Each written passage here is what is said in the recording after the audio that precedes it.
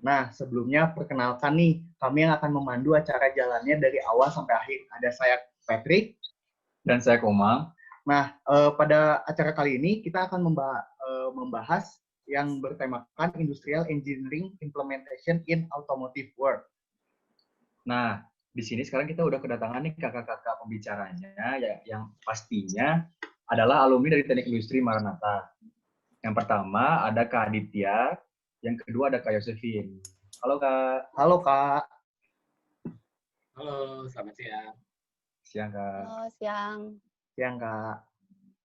Nah, sebelum acaranya dimulai, alangkah lebih baiknya kita mulai dengan berdoa terlebih dahulu. Dipersilakan kepada Marcella.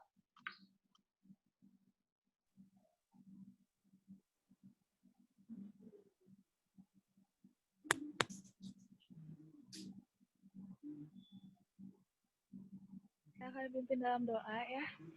Saya akan pimpin dalam iman Kristiani, yang lainnya bisa mengikuti. Tuhan Yesus, terima kasih buat setiap kebaikan-Mu dalam hidup kami ya Tuhan. Sekarang kami akan mulai acara webinar ini, biar kiranya Kau yang pimpin supaya acara kami ini dapat berjalan dengan lancar, dari awal sampai akhirnya. Ya Tuhan, kami serahkan doa kami ini ke dalam nama-Mu, dalam nama Tuhan Yesus, amin.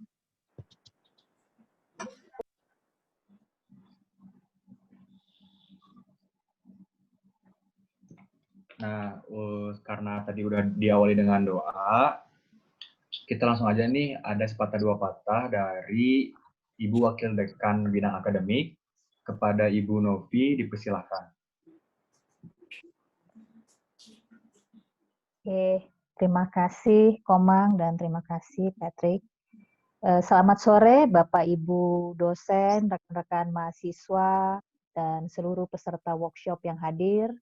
Dan di sini juga saya lihat ada Ketua Program Studi Teknik Industri, ada Ibu Kristina, dan Ibu Wakil Dekan Sumber Daya, Ibu Novi juga, gitu ya, di Fakultas Teknik. Terima kasih atas kehadirannya dan seluruh sivitas Universitas Kristen Maranatha.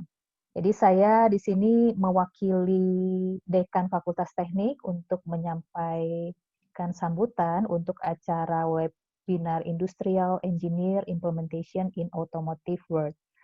Jadi karena pada waktu yang bersamaan saat ini berjalan juga webinar AI Data Science, Pak Dekan membuka acara di sana. Nah, tadi siang pukul 13 kami juga sudah menuntaskan satu workshop dan satu webinar, dan seluruh rangkaian acara workshop dan webinar yang kami selenggarakan hari ini adalah merupakan rangkaian acara Dias Fakultas Teknik yang ke-55 yang akan kami rayakan di minggu depan. Jadi terima kasih kepada pembicara Pak Aditya Arif Indrawan, Ibu Yosefin Angelita, atas kesediaannya mau berbagi kepada kami tentang apa yang sudah didapatkan. Mungkin akhir kata, semoga rangkaian acara Disnatalis Fakultas Teknik ini bisa bermanfaat untuk semuanya. Diharapkan ke depan kita bisa menyelenggarakan kegiatan serupa supaya bisa bermanfaat bagi banyak orang. Terima kasih, Tuhan memberkati, selamat mengikuti webinar. Terima kasih. Terima kasih Ibu Novi. Oke, selanjutnya kita akan membacakan CV dari para pembicaranya. Yang pertama, silakan Patrick. Nah, untuk pembicara pertama kita ini ada Kak Yosefin Angelita, yaitu alumni Teknik Industri Maranatha tahun 2006. Nah, untuk pengalaman organisasi dari Kak Yosefin sendiri, yang pertama itu menjadi BPH HMTI Divisi Akademik. Lalu yang kedua ada panitia acara studi tour teknik industri. Lalu yang ketiga menjadi asisten laboratorium rekayasa kualitas. Lalu untuk pengalaman bekerjanya pada tahun 2010 menjadi proses engineering assembly frame di Astra Honda Motor. Lalu di tahun 2020 sampai sekarang menjadi sistem integration Engineering Division di Astra Honda Motor juga. Lalu untuk pembicara kedua kita ada Kak Aditya Arif Indrawan. Nah, untuk Kak Aditya Arif Indrawan ini lulusan dari Teknik Industri Maranatha tahun 2004. Nah, experience pengalaman kerjanya pada awalnya di Astra International Daihatsu Sales Operation pada bulan April 2011 hingga November 2011 jadi MT Sales SPV Astra Daihatsu Semarang. Di bulan November 2011 hingga Januari 2013 jadi Sales Supervisor Astra Daihatsu Tegal. Di bulan Februari 2013 hingga Desember 2014, jadi tahun 2015 awal hingga September 2016 menjadi Sales Supervisor Astra Daihatsu Surabaya HR Muhammad. Di bulan Oktober 2016 hingga November 2017 menjadi Sales Supervisor Astra Daihatsu Surabaya Kedung Coek. Di bulan Desember 2017 hingga Juli 2018 menjadi Branch Manager Astra Daihatsu Surabaya Pengampon, dan di bulan Agustus 2018 kemarin hingga sekarang menjabat sebagai Branch Manager Astra Daihatsu Gresik. Nah, buat teman-teman nih, daripada makin penasaran, langsung aja nih kita lihat dan mempelajari informasi apa aja sih yang dipresentasikan dari kakak-kakak kita ini. Untuk pembicara pertama kepada Kak Yosefin, silahkan. Halo, selamat siang semuanya. Selamat siang, Kak. Seperti yang tadi diinformasikan ya, jadi saya dari Astra Honda Motor dari sejak tahun 2010. Bentar, share. Ya, jadi saya lulusan Angkatan Industrial Engineering Angkatan 2006. Nah, dari situ 2010 saya mulai bekerja di Astra Honda Motor. Nah, jadi kurang lebih saya akan memberikan sedikit gambaran ya. Apa sih sebenarnya industrial engineering itu? Nah, jadi kalau dari kita mungkin banyak yang bertanya-tanya gitu ya. Sebenarnya industrial engineering itu apa sih gitu? Ntar next-nya kita pengen jadi apa sih gitu kalau kita udah habis lulus kuliah industri gitu. Nah, sebenarnya di dalam industri itu kita belajar 4 hal. Pertama, kita belajar production. Nah, terus berikutnya kita juga belajar quality. Kita belajar manajemen. Ada manajemen pemasaran gitu kan. Terus kita juga belajar analitik dan desain. Nah, di dalam pelajaran-pelajaran itu tuh kita banyak dapat sesuatu gitu. Jadi kalau misalnya di beberapa teknik kita belajarnya kan fokus gitu ya. Nah, sedangkan di teknik industri itu kita belajar banyak hal gitu. Yang itu tuh di mana saling support satu sama lain gitu. Misalnya kita nggak bisa gitu cuma bisa ngerti production, tapi kita nggak bisa mensupport gimana kualitas itu biar bisa jadi bagus. Nah, terus kita juga kalau cuma tahu production doang, kita nggak tahu cara memanage, kita juga bingung gimana caranya. Ibaratnya kayak ada suatu perusahaan, dia bisa menghasilkan suatu produk yang bagus, tapi dia nggak bisa sales-nya gitu. Nah, kalau dengan teknik industri, kebetulan kita belajar itu semua gitu. Termaksud kita belajar analitik sama desain gitu. Jadi ketika kita mau ngedesain suatu produk, ketika kita mau merancang suatu produk, itu kita udah punya dasar-dasarnya, kurang lebih seperti itu. Nah, terus apalagi sih yang kita pelajarin? Nah, kalau dari praktikumnya, yang pasti kita belajar communication. Nah, kalau yang tadi kita udah belajar hard skill, sekarang kita belajar soft skill gitu. Kita ada belajar communication, kita belajar best practice, dan yang pasti kita belajar gimana caranya jadi seorang leader gitu. Kita belajar leadership. Nah, di dalam teknik industri, terutama di teknik industri Maranatha, kita belajar ini semua gitu. Jadi dari hard skill-nya kita udah dimatengin, dari soft skill-nya kita juga mulai dibentuk. Jadi mulai diajarin untuk gimana caranya kita bisa terjun ke lapangan, kita bisa langsung survive di suatu perusahaan, ataupun membuat suatu perusahaan sendiri misalnya. Next, saya coba gambarin flow proses produksi yang ada di AHM ya. Nah, yang pertama, misal kita membuat engine-nya, jadi kita membuat mesinnya motor. Itu apa aja sih yang dilakuin gitu? Yang pertama tuh ada section yang namanya casting. Nah, di casting itu jadi kita kayak ngeleburin aluminium gitu. Nah, terus kita masuk ke proses berikutnya. Proses berikutnya adalah proses machining. Proses machining, jadi dari casting itu kita dibentuk dengan suatu kualitas yang presisi, sesuai dengan standar yang ada. Nah, next-nya kita masuk ke section assembling engine. Nah, di assembling engine ini tugasnya adalah merakit tadi supaya menjadi suatu engine sesuai dengan standar AHM gitu. Nah, berikutnya juga kita masuk di plastic injection. Jadi kalau kita punya motor gitu ya, ada cover-coveringnya. Nah, itu pertamanya dibikin dari plastic injection. Nah, jadi dari biji-biji plastik itu dilebur, di-press sampai jadi suatu cover. Nah, cover itu kemudian masuk ke dalam seksi berikutnya, yaitu painting plastik. Dicat sesuai dengan warna-warnanya gitu. Ada merah, ada biru, sampai ada orange dan lain sebagainya gitu. Nah, yang berikutnya kita masuk ke dalam section stripping. Stripping itu kita pasang stiker, emblem dan lain sebagainya di plastik cover itu gitu. Terus ada section juga masuk ke dalam rangkanya sepeda motor gitu ya.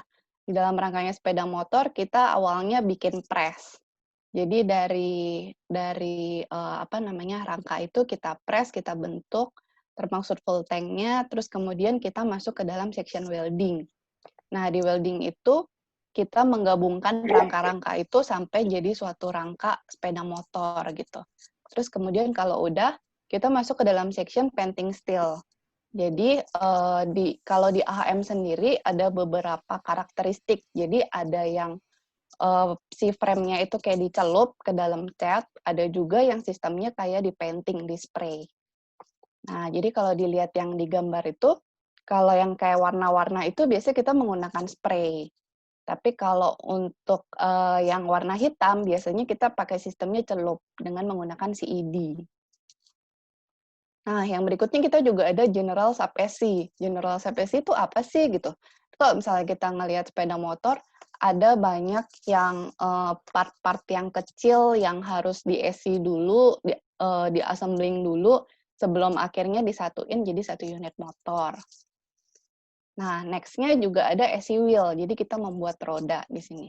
Roda depan dan roda belakang. Nah, di-SC dulu, dan kemudian kita masuk ke section yang paling ujung. Nah, kita udah menggabungkan semua seksi-seksi dan semua proses yang ada di AHM ini digabungkan ke dalam suatu proses namanya assembling unit atau assembling frame.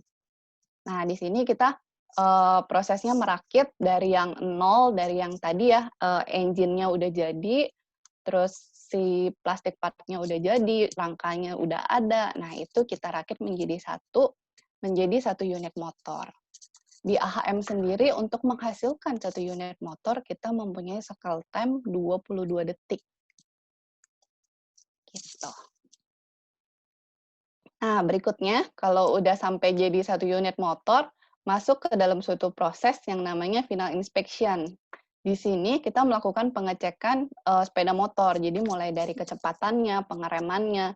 Jadi kita pasti akan memastikan motor itu mempunyai kualitas yang bisa dipertanggungjawabkan ya, kualitas yang sesuai dengan AHM gitu. Jadi ketika nyampe dengan customer, itu tidak ada reject ataupun harapannya tidak ada reject gitu.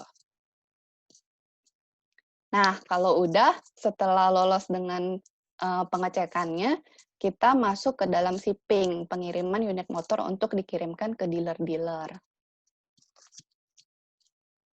Nah, next-nya kita masuk ke implementation.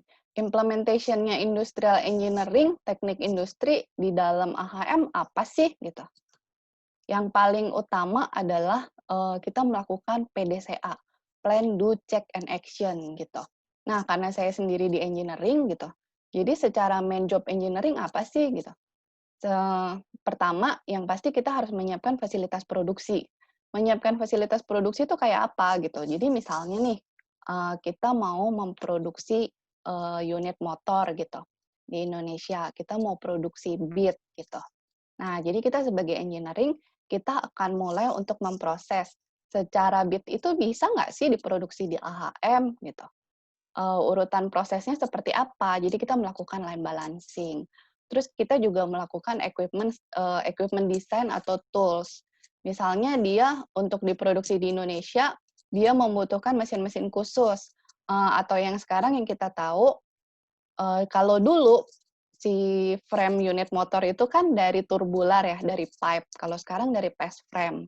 Nah, ketika kita mau berubah dari si pipe itu ke press frame, kita kan juga harus menyiapkan tuh, secara Indonesia harus menyiapkan apa? Oh, berarti mesin-mesin pressnya baru. Gitu. Terus juga kita menyiapkan secara quality control.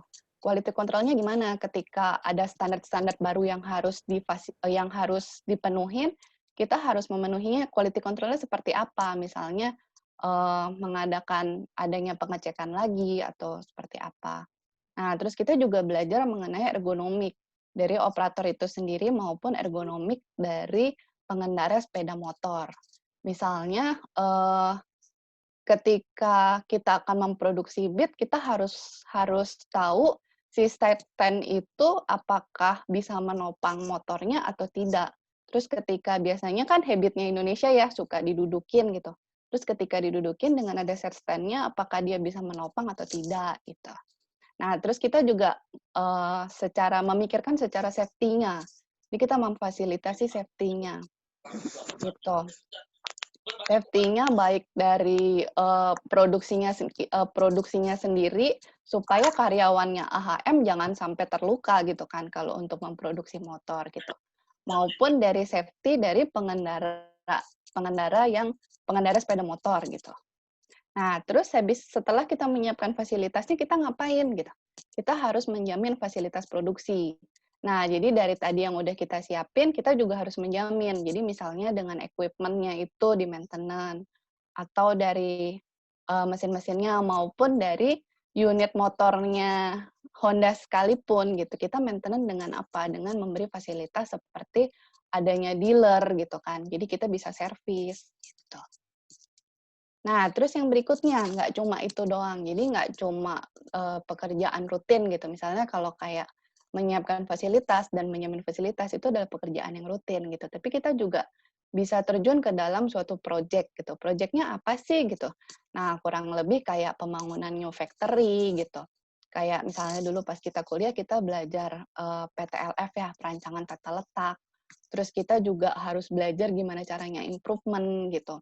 Contohnya kayak sekarang, keadaan sekarang COVID-19 gitu. Dengan keadaan COVID-19, otomatis banyak perusahaan yang suffer gitu kan. Nah, ketika suffer itu perusahaan harus gimana gitu, perusahaan harus sustain kan. Nah, ketika perusahaan sustain itu dengan cara apa gitu. Otomatis kita harus memperjuangkan atau mempertahankan cost dengan cara apa ya? Berarti dengan cara improvement. Gimana caranya supaya si unit motor itu mempunyai cost yang serendah mungkin gitu, tapi mempunyai kualitas yang sama. Terus kita juga belajar tentang cost reduction, gimana caranya supaya si cost-cost itu bisa tersiar gitu, bisa terkurangin tapi tidak merubah kualitas yang ada. Next-nya masuk ke integration system gitu. Integration system itu apa sih gitu? Nah, kebetulan sekarang saya ada di integration system di engineering division. Nah, jadi kalau misalnya tadi udah saya sebutin ada beberapa section gitu, mulai dari casting, machining, AC engine sampai dengan AC unit gitu. Nah, itu kan mempunyai karakteristik yang berbeda-beda gitu. Jadi misalnya kayak assembling unit itu sistemnya continuous gitu. Dia setiap 22 detik menghasilkan 1 unit motor. Nah, jadi kalau ada trouble sedikit aja, 5 detik terganggu aja, itu juga akan mengganggu keluarnya 1 unit motor gitu kan. Nah, sedangkan misalnya di plastic injection itu dia mempunyai sistem kayak batch gitu. Jadi dia akan membuat cover depan dulu, cover belakang dulu gitu. Termaksud kayak press frame juga mempunyai karakteristik yang berbeda-beda. Nah, karakteristik yang berbeda itu, tapi kan kita satu company, satu AHM. Terus kita satu bagian engineering gitu. Nah, ketika semua mempunyai karakteristik yang berbeda-beda, harus ada suatu sistem yang bisa menyatukan itu gitu. Terlebih lagi, kita punya 4 plan, yaitu ada Sunter, ada Pegangsaan, ada Cibitung, ada Karawang. Yang pasti mempunyai fasilitas yang berbeda gitu dan karakteristik plan yang berbeda gitu. Misalnya di plan Karawang udah paling terakhir gitu, berarti secara produksinya mereka udah kayak lebih high teknologi dibandingkan dengan Sunter, perusahaan kita yang pertama gitu. Selain itu juga karakteristik dari jenis motor juga mempengaruhi. Misalnya kita memproduksi motor matic, memproduksi motor bebek atau motor sport. Itu juga pasti berbeda-beda karakteristiknya gitu. Sehingga kita harus melakukan yang pertama kita horizontal development, di mana ada suatu keberhasilan sistem di suatu tempat itu harus bisa dilaksanakan di semua plan dan di semua section. Harapannya seperti itu gitu. Terus kita juga akan melakukan improve teknologi. Improve teknologi ketika itu sudah berhasil itu juga harus gimana caranya kita mengimplementasikan kepada semua bagian. Dan yang ketiga kita melakukan digitalization. Nah, di dalam itu semua kita melakukan suatu analitik. Jadi kita menganalisa kekurangannya di mana, masalahnya di mana, semua problemnya di mana gitu. Dari analisa itu kita akhirnya bisa membuat suatu sistem yang standar. Gitu. Oke, itu terima kasih dari saya. Sekian, saya kembalikan kepada Patrick sama Komar. Terima kasih banyak Kak Yosefin. Nah, sekarang boleh langsung kita lanjutin aja presentasi dari Kak Aditnya.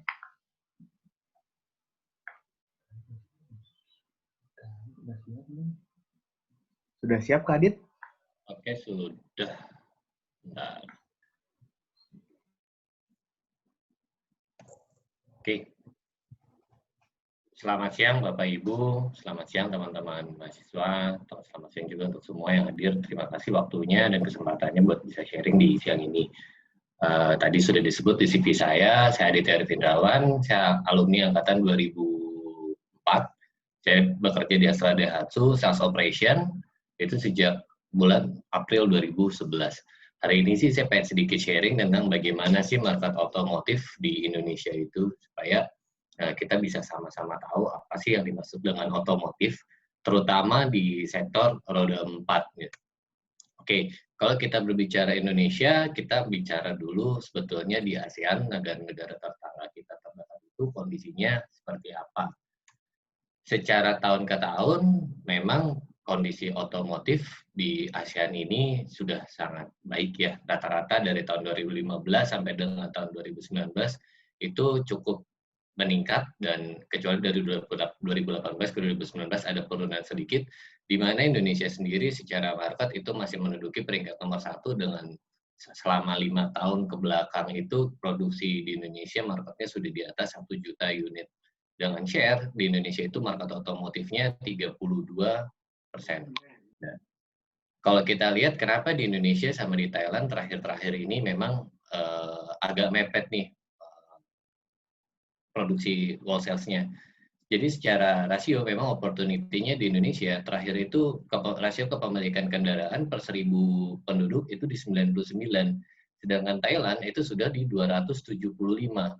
Tertinggi di Asia Tenggara untuk kepemilikan kendaraan sebetulnya ada di Brunei, itu 805 kendaraan per 1000 penduduk rasionya. Nah, seperti kita sama-sama tahu bahwa di Indonesia sendiri di tahun ini, di dunia kan sedang mengalami masalah terkait dengan pandemi COVID-19. Yang terjadi di tahun ini sampai year to date Agustus tahun lalu versus tahun ini secara market sebetulnya turun 38,4%. Di mana di Indonesia sendiri sebetulnya penurunannya lebih tajam daripada penurunan market yang ada, yaitu sebesar 51,1%. Which is ini membuat Indonesia menjadi sedikit terganggu secara umum, dan posisi per Agustus 2020 itu kita ada di rank nomor 2 di bawahnya Thailand. Nah, penurunan ini ya memang harapannya tidak berlangsung terlalu lama nih untuk market otomotif itu sendiri. Nah, kalau kita berbicara market di Indonesia sendiri, kita akan berbicara dua hal. Yang pertama itu wholesale. Wall sales ini adalah angka di mana penjualan pabrikan ke dealer. Jadi sebetulnya angka wall sales ini bukan angka yang sudah diterima benar-benar pure laku terjual ke customer. Kalau kita berbicara angka laku ke customer atau penjualan langsung retail, itu ada di angka retail sales. Di Indonesia sendiri ada 5 pemain besar di otomotif. Yang pertama ada Toyota, lalu ada Daihatsu, Honda, Mitsubishi, dan Suzuki. Secara produksi dan secara retail sales, kita sama-sama sudah di angka di atas 1 juta unit setiap tahunnya. Oke, lalu bagaimana dengan tahun 2020? Tahun 2020 sendiri sampai dengan year to date Agustus lalu, penjualannya cukup tajam, turun 51%, dan hampir semua pabrikan mengalami penurunan. Sedangkan di retailnya, penurunannya sendiri hanya lebih baik daripada wall sales-nya, yaitu di angka 46%.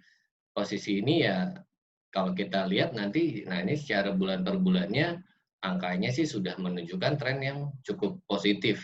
Kalau kita bicara tahun lalu, average marketnya itu sekitar 56.000 per bulan, di awal tahun meningkat di 81.000, lalu titik terendahnya itu di bulan Mei di 17.000 unit. Tetapi kalau kita lihat dari bulan ke bulan, dan sejak bulan Juni, itu trennya sudah sangat meningkat terus sampai dengan, kalau saya baru dapat data tadi malam, itu per bulan September kemarin, angkanya sudah mencapai 43.362, artinya sudah sangat mendekati average di tahun lalu. Jadi kalau secara opportunity, sebetulnya otomotif ini salesnya sudah cukup bisa rebound dengan cukup cepat sih sebenarnya. Oke, kalau kita berbicara opportunity apa sih yang bisa diambil dari bisnis otomotif itu sendiri? Bisnis otomotif itu terbagi menjadi 3 bagian besar sebetulnya kalau kita bicara dengan retail bisnisnya. Yang pertama ada sales, lalu kedua ada spare part-nya, dan yang ketiga ada servisnya, di mana 3 hal ini saling bersinergi dan saling bantu-bantu satu sama lain. Kita berbicara industri otomotif, ini juga besar sekali, ada industri-industri pendukungnya, ada finansial, ada insurance, ada ekspedisi, ada logistik, ada supplier, dan belum kita berbicara dengan plant itu sendiri, dengan pabrik-pabrikannya itu sendiri. Jadi dengan market yang sedemikian besar, lalu dengan pertumbuhan yang sedemikian tinggi, maka otomotif bisnis ini akan terus menjanjikan sampai dengan beberapa tahun ke depan. Tetapi apa sih yang diperlukan sebenarnya dari bisnis otomotif itu? Ada beberapa hal yang kita harus kerjakan di bisnis otomotif, terutama sebagai leader. Dasarnya tugas kita itu adalah memanage atau managing. Ada 2 hal yang harus kita manage, yaitu managing task atau managing tugas sehari-hari. Kita akan berbicara tentang market analysis. Market analysis ini kita lakukan melalui SWOT. Lalu planning. Nah, planning ini ada 3 dasar utama yang bisa dijadikan acuan, yaitu history, trend, ataupun special event. Contohnya special event ini, kalau di otomotif itu mengenal tren meningkat pada saat Idul Fitri. Nah, itu adalah special event kami di otomotif. Lalu di akhir tahun, itu biasanya market otomotif akan meningkat. Lalu yang ketiga, di managing task, kita akan berbicara tentang bisnis strategi, partnership. Ini masuk dengan partnership ini, salah satunya adalah bagaimana kita bisa mencari partner ataupun rekanan dalam menjual kendaraan. Seperti kita tahu bahwa sebagian besar, hampir 80% pembelian kendaraan di Indonesia ini dilakukan secara kredit. Itulah kenapa kita harus pintar-pintar mencari partner leasing atau partner finance yang memang bisa support untuk penjualan kita. Lalu ada profiling. Profiling market ini sangat penting ya. Karena setiap daerah mempunyai market sendiri-sendiri, mempunyai profil sendiri-sendiri yang which is ini sangat berbeda satu area dengan yang lainnya. Tidak perlu berbicara tipe, tapi juga bicara warna, setiap daerah itu bisa beda-beda. Tidak perlu antar provinsi, bahkan dengan kota-kota terdekat aja ini bisa beda banget gitu. Nah, lalu kita berbicara setelah ini dapat semua, kita berbicara juga tentang marketing activity-nya seperti apa. Karena marketing activity ini, kalau kita sama-sama tahu bahwa ada yang disebut 4P, bahkan sampai 7P. Nah, kita harus tahu nih, produk apa yang akan kita jual, ke siapa kita jual, dan bagaimana cara kita menjualnya. Nah, kalau di dimensi managing people, ada 3 hal utama yang akan kita manage atau kita perhatikan di skill, knowledge, dan attitude. 3 hal itu yang akan selalu jadi concern utama dari setiap leader di dunia otomotif, dan saya rasa ini sama di hampir di semua bidang gitu ya. Nah, untuk kompetensi-kompetensi ini sih saya banyak dapat, dan way of thinking-nya itu dari teknik gitu ya, dari cara berpikir teknik, terutama teknik industri. Jadi walaupun saya anak teknik gitu, jadi tidak nggak ragu lagi lah, atau tidak begitu aneh ketika harus terjun ke dunia otomotif. Satu lagi yang lebih penting dari semua itu adalah bagaimana kita melakukan PDCA dari setiap sistemnya. Nah, kenapa PDCA ini penting? Karena yang namanya manajemen, yang namanya strategi, kita tidak pernah tahu bagi strategi ini atau apakah cara yang terbaik atau bukan. So, kita tidak bisa mengevaluasi di ujung ketika strateginya semua sudah berjalan. Salah satu solusinya adalah ya kita melakukan PDCA di setiap step pelaksanaan strategi itu sendiri, supaya ketika terjadi kesalahan ataupun ketika terjadi perlu adaptasi atau modifikasi, kita bisa deteksi dari awal. Karena bagaimanapun tidak ada satu teori manajemen yang benar-benar bisa fix dengan kondisi kita. Semuanya benar-benar customize sih, kalau menurut saya seperti itu. Mungkin dari saya sih sedikit sharing tentang dunia bagaimana teknik industri itu akan berperan di dunia sales, ya kurang lebih seperti itu. Thank you atas waktunya. Terima kasih. Selamat siang. Baik, terima kasih banyak Kak Adit dan Kak Yosefin untuk presentasinya. Nah, menarik banget kan presentasi dari Kak Yosefin dan Kak Adit ini. Nah, jadi nih kesimpulannya dari kakak-kakak yang kita sampaikan tadi, kalau ilmu yang kita pelajari tadi, kita bisa ilmu yang kita pelajari di teknik industri itu emang bisa kita implementasiin di banyak bagian yang nantinya bakal berguna untuk di perusahaan-perusahaan. Oke, jadi walaupun kita itu pelajarannya banyak banget, tapi bukan berarti kita jadi nggak dicari sama perusahaan. Karena dengan kita belajar banyak hal ini tuh, pasti kita lebih punya pandangan dan cara berpikir yang luas dari berbagai aspek yang pastinya. Jadi buat teman-teman di sini yang merasa kayak, aduh aku salah jurusan, mulai dari sekarang, stop berpikir seperti itu. Betul banget. Nah, kita sekarang bacain sedikit aturan aja ya. Buat untuk yang mau bertanya, boleh langsung tulis di kolom chat aja, tulis pertanyaannya buat ditujukan kepada siapa, lalu asal kampusnya dan namanya. Nanti karena kita akan ada sesi tanya jawab yang akan kita bacain pertanyaan-pertanyaannya. Nah, selain itu juga kita bakal bagi-bagi hadiah nih buat kalian-kalian semua. Jadi nanti bakal ada penanya beruntung, 5 orang penanya beruntung akan mendapatkan hadiah berupa saldo OVO. Jadi jangan lupa kalian nanya sebanyak-banyaknya. Siapa tahu kan menang saldo OVO-nya. Nah, langsung, oh ya, untuk absensi nanti kita ada link evaluasi di akhir acara. Jadi nanti teman-teman bisa ngisi link evaluasi tersebut buat sertifikat. Oke deh, buat Kak Yosi sama Kak Adit, sekarang mungkin kita ngomongnya lebih ke teknik industri generalnya lah ya. Sebenarnya ilmu apa sih yang di TI yang dipakai di perusahaan, Kak? Dan contoh penerapannya kayak gimana? Mungkin dari Kak Yosefin dulu boleh jawab, habis itu disambung sama Kak Aditnya. Kalau aku sih banyak, karena maksudnya kebetulan sih main jobnya emang berhubungan banget sama technical gitu. Jadi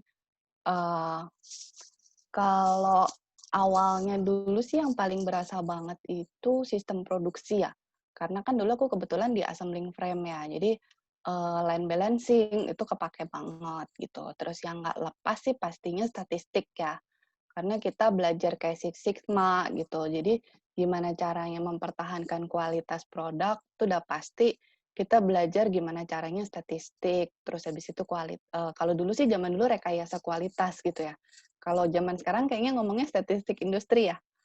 Nah, itu. Terus habis itu kalau misalnya kita ngedesain suatu line juga pasti nggak lepas dari yang namanya ergonomik gitu kan. Jadi APK kepake gitu. Terus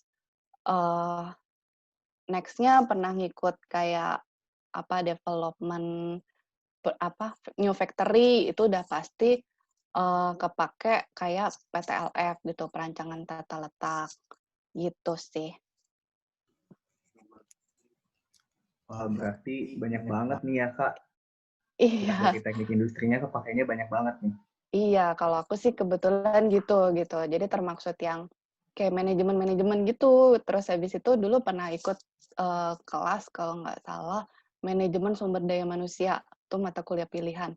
Tapi menurut gue bagus banget gitu, karena maksudnya di situ tuh kita kayak pernah diajarin untuk gimana caranya sih kita harus mengenal karakteristik manusia itu berbeda-beda gitu. Jadi kayak personalnya si A sama personalnya si B pasti beda gitu. Jadi menentukan untuk gimana sih kita harus bersikap gitu. Jadi kayak misalnya kita ngomong sama bos sama kita ngomong sama anak buah, otomatis pasti beda gitu kan.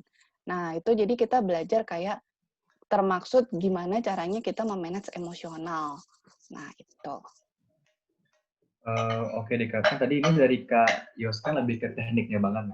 Nah, coba aku juga pengen denger deh ilmu apa aja yang di TI yang kepake di perusahaan dari Kak Aditnya nih. Kalau saya sih banyak ya pakai banget. Mungkin kalau kayak saya itu lebih ke produksi ya, benar-benar produksi. Tapi kalau saya kan banyak di manajemennya.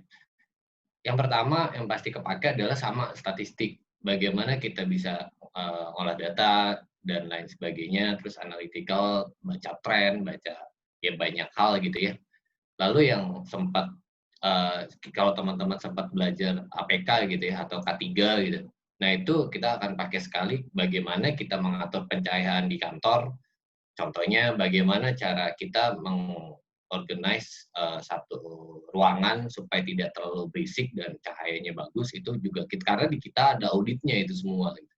Lalu yang menarik lagi ya manajemen sumber daya manusia. Kalau saya kan ada 3 bagian yang ada 3 divisi yang menjadi tim saya, dari divisi administrasi, divisi service, dan divisi sales-nya. Itu juga kepake. Dan kalau yang pasti sih kalau manajemen pemasaran pasti kepake banget ya teorinya Kotler itu ya. Cuman penerapannya ya udah lebih ya tidak hanya sekedar teoritis sih, udah benar-benar kita punya dasarnya apa, datanya apa, itu kita pakai semua. Lalu yang paling kepake lagi adalah SWOT analysis, fishbone diagram, Pareto, itu kepake semua sampai dengan hari ini. Kenapa? Itu adalah dasar-dasar kita untuk ambil keputusan. Bagaimana kita ambil keputusan, kapan kita ambil keputusan, dan keputusan mana yang akan diambil. Itu sebenarnya walaupun anak teknik ya sangat bisa dipakai juga di manajemen sebenarnya gitu sih. Nah, oke deh. Sekarang pertanyaannya dibalik nih Kak. Ilmu yang nggak ada di kampus, tapi ada di tempat kerja gitu. Boleh nih dari Kak Adit dulu deh. Kan biasanya di dunia kerja tuh berbeda gitu Kak. Jadi kita pengen tahu nih di dunia kerja tuh apa aja sih sebenarnya yang dibutuhin gitu. Yang pertama ya, itu negotiating skill. Itu kalian belajar benar-benar nggak ada mata kuliahnya kan. Tetapi ketika di dunia kerja kita butuh negosiasi. Negosiasi itu tidak hanya internal, tetapi juga bagaimana kita negosiasi dengan pihak eksternal. Lalu yang kedua, di waktu saya sih, saya nggak tahu ya kalau sekarang, tidak ada ilmu khusus tentang public speaking misalnya. Teman-teman terbiasa dengan public speaking, tetapi kan ya public speaking untuk presentasi di lingkungan yang teman-teman tahu sendiri gitu kan, yang kenal gitu. Tapi ketika masuk di dunia kerja, saya baru sadar gitu, ternyata yang namanya public speaking, yang namanya kemampuan presentasi itu sangat-sangat diperlukan gitu. Karena bagaimana tadi kayak saya sempat bilang, kalau kita ngobrol sama yang tim di bawah dengan atasan itu beda banget. Termasuk juga bagaimana kita harus presentasi ke atas dengan ke bawah, itu beda juga gitu loh. Jadi itu, waduh, belajar deh yang kayak gitu. Terus juga, kalau tadi sempat di slide saya, ada skill, knowledge, attitude ya. Nah, di attitude ini sendiri juga banyak banget yang teman-teman harus bisa improve. Satu hal kecil misalkan ketepatan waktu, cara berbicara, itu kan semua nggak ada sekolah, nggak diajarin di sekolah kan, tapi harus bisa dibiasain sih. Itu yang masih terus belajar tuh Mas Aldi. Jadi selain kita harus belajar tekniknya banget, lebih ke mengolah diri kita gimana sih caranya gitu biar bisa kita diterima di perusahaan-perusahaan yang kayak seperti kakak tadi yang diharuskan kita untuk gimana presentasi ke atas gimana, ke bawah gimana gitu ya kayak. Yes, betul. Belajar disiplin juga ya Kak. Ya, banget. Sebenarnya Nah. kalau di marketing itu ya, kalau saya boleh, sorry Pak Ibu ya sini agak. Ya nggak apa-apa. Kita tuh jangan berpikir 1 tambah 1 itu hasilnya 2. Kalau kita nyari angka 2, belum tentu kita dapatkan dari 1 tambah 1. Harus mikir juga 5 kurangi 3 kan 2 juga sebenarnya kan. Benar. 10 bagi 5 ya 2 juga gitu lah hasilnya. Itulah dunia marketing. Ya dapatnya dari mana? Ya, dari kampus, cuman ya dengan segala macam pengembangan dan pengalaman tentunya gitu ya. Ya, belajar kreatif lah. Nah, kalau misalkan buat Kak Yosefin sendiri nih, ada nggak penerapan-penerapan? Sebenarnya setuju sama Kak Adit sih. Maksudnya gini, walaupun teknikal sih sebenarnya sama gitu. Jadi mau dapat 5 tuh nggak cuma 2+3 gitu tadi, tapi ada 1+4 gitu kan. Nah, itu tuh yang sebenarnya kadang-kadang ketika di kuliah kita sering kepala batu gitu. Ini misalnya nih, kita ngomongnya teoritisnya kayak gitu kan. Jadi ketika waktu kita masuk ke pertama kali dunia kerja, tuh pasti kayak kayak susah dikasih tahu lah gitu, masih ngeyelan ngomongnya. Jadi kayak secara kita ngomongnya sih komitmen, tapi sebenarnya tuh bukan komitmen gitu.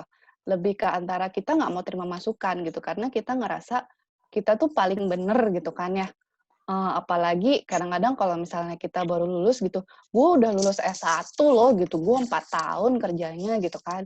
Nah, jadi kita seringkali yang jadi kayak susah dikasih tahu gitu ketika kita dikasih masukan, itu nggak bisa gitu loh. Padahal yang nggak pernah kita pelajarin di dunia perkuliahan adalah learning by doing gitu loh. Jadi kita tuh ya akhirnya bisa survive, akhirnya bisa berkembang, belajar dari kesalahan ketika kita udah terjun, kita udah ngalamin, udah pernah jatuh gitu kan. Lama-lama kita akan tahu gimana sih caranya kita mengimprove diri gitu kan. Gimana caranya supaya kita tuh dari kesalahan yang kemarin, kita nggak jatuh lagi di kesalahan yang sama gitu. Nah, itu sih rata-rata. Baik deh, Kak Yosi. Berarti kita harus belajar dari kesalahan-kesalahan juga ya, Kak Yosi. Nah, mungkin sekarang pertanyaannya lebih menjurus nih. Kalau misalkan buat Kak Adit sendiri, apa sih automotive word itu sendiri tuh? Maksudnya gimana automotive poinnya gitu? Kadang-kadang, sorry. Lebih kayak ke pengertian menurut kakak sendiri gitu. Apa sih automotive word? Dunia, kalau kita berbicara dunia otomotif itu sendiri kan sebenarnya luas banget ya. Tadi saya hanya sharing itu di sisi roda 4. Dunia otomotif itu sendiri kan sebetulnya ada 2. Ada dunia otomotif di roda 4 dan di roda 2. Itu dunia mungkin sedikit berbeda gitu. Kalau kita berbicara industri pendukungnya, banyak banget gitu industri pendukung otomotif. Baik di sektor jasa seperti asuransi, finansial, itu adalah bagian dari dunia otomotif juga. Belum kita berbicara tentang bengkel-bengkel buat teman-teman yang senang modifikasi, itu adalah bagian dari dunia otomotif juga. Tapi kalau kita berbicara otomotif roda 4 juga kita banyak harus harus terbuka sih bahwa trennya itu juga akan terus bergeser gitu ya. Ada banyak industri pendukung di dunia otomotif. Jadi kalau kita berbicara otomotif tidak hanya berbicara tentang bahwa ini mobil dan ini motor, nggak selalu seperti itu. Berarti kita harus menyesuaikan gitu ya, kayak nggak bisa kayak ini mobil di klasifikasinya kayak motor gitu ya. Ya. Banyak kalau pengertian dunia otomotif tuh. Iya sih. Lanjut lagi deh Kak ya. buat ke Kak Adit nih masih. Kan sekarang lagi masa pandemi nih. Yes. Nah, gimana sih strategi marketing di perusahaan kakak? Kan mungkin sebelum pandemi strategi marketingnya kayak orang turun ke jalan, ngasih brosur gitu kalau misalnya manual ya. Nah, kalau misalnya di pandemi kayak gitu gimana Kak? Apakah lebih ada energi yang dikeluarkan atau seperti apa? Oke, ya pandemi ini emang sedikit memukul gitu ya. Sedikit memukul itu saya sih belum ketemu ada satu orang yang sudah pernah ngalamin masa pandemi gitu ya. Kalau ngalamin masa krisis 98, 2008, saya udah ketemu beberapa orang. Tapi pandemi ini belum ada, karena jadi nggak ada gurunya gitu. Kalau kalau menurut saya sih, kemarin yang kami lakukan, pertama kita look out lagi segmen yang tepat itu seperti apa. Karena dengan adanya pandemi, ada pergeseran segmen pembelian kendaraan, gitu ya. Jadi tidak semua yang sebelumnya segmen ini membeli kendaraan A, ini bisa bergeser. Lalu yang kedua, secara activity, pastinya activity kita tambahkan di activity online, which is sebenarnya di dunia otomotif tidak semua dealing bisa dilakukan via online. Yang kita kan akan dealing bukan harga 1.000 2.000 beli atau 100.000 beli di Tokopedia gitu kan. Kita udah bicara nominal ratusan juta. Nah, di situ juga yang kita harus improve itu adalah bagaimana kemampuan negosiasi tim sales itu terhadap customer kalau negosiasinya via online. Karena bagaimanapun negosiasi via online sama negosiasi face to face itu akan berbeda. Cara penggunaan bahasa, penekanan, lalu negosiasi harga dan lain sebagainya itu semua akan berbeda. Kita harus upgrade juga di tim sales kita seperti itu. Lalu kalau kami di industri otomotif juga kan tidak terlepas dari finansial ya, karena pembeliannya banyak di kredit. Dari kredit itu sendiri juga kita harus melek gitu, segmen mana yang sedang bermasalah. Karena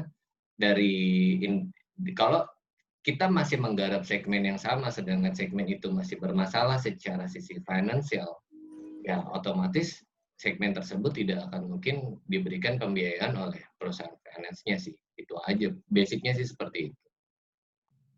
Oh, berarti bisa disimpulkan kalau misalkan di masa pandemi ini justru sedikit lebih rumit ya kayak?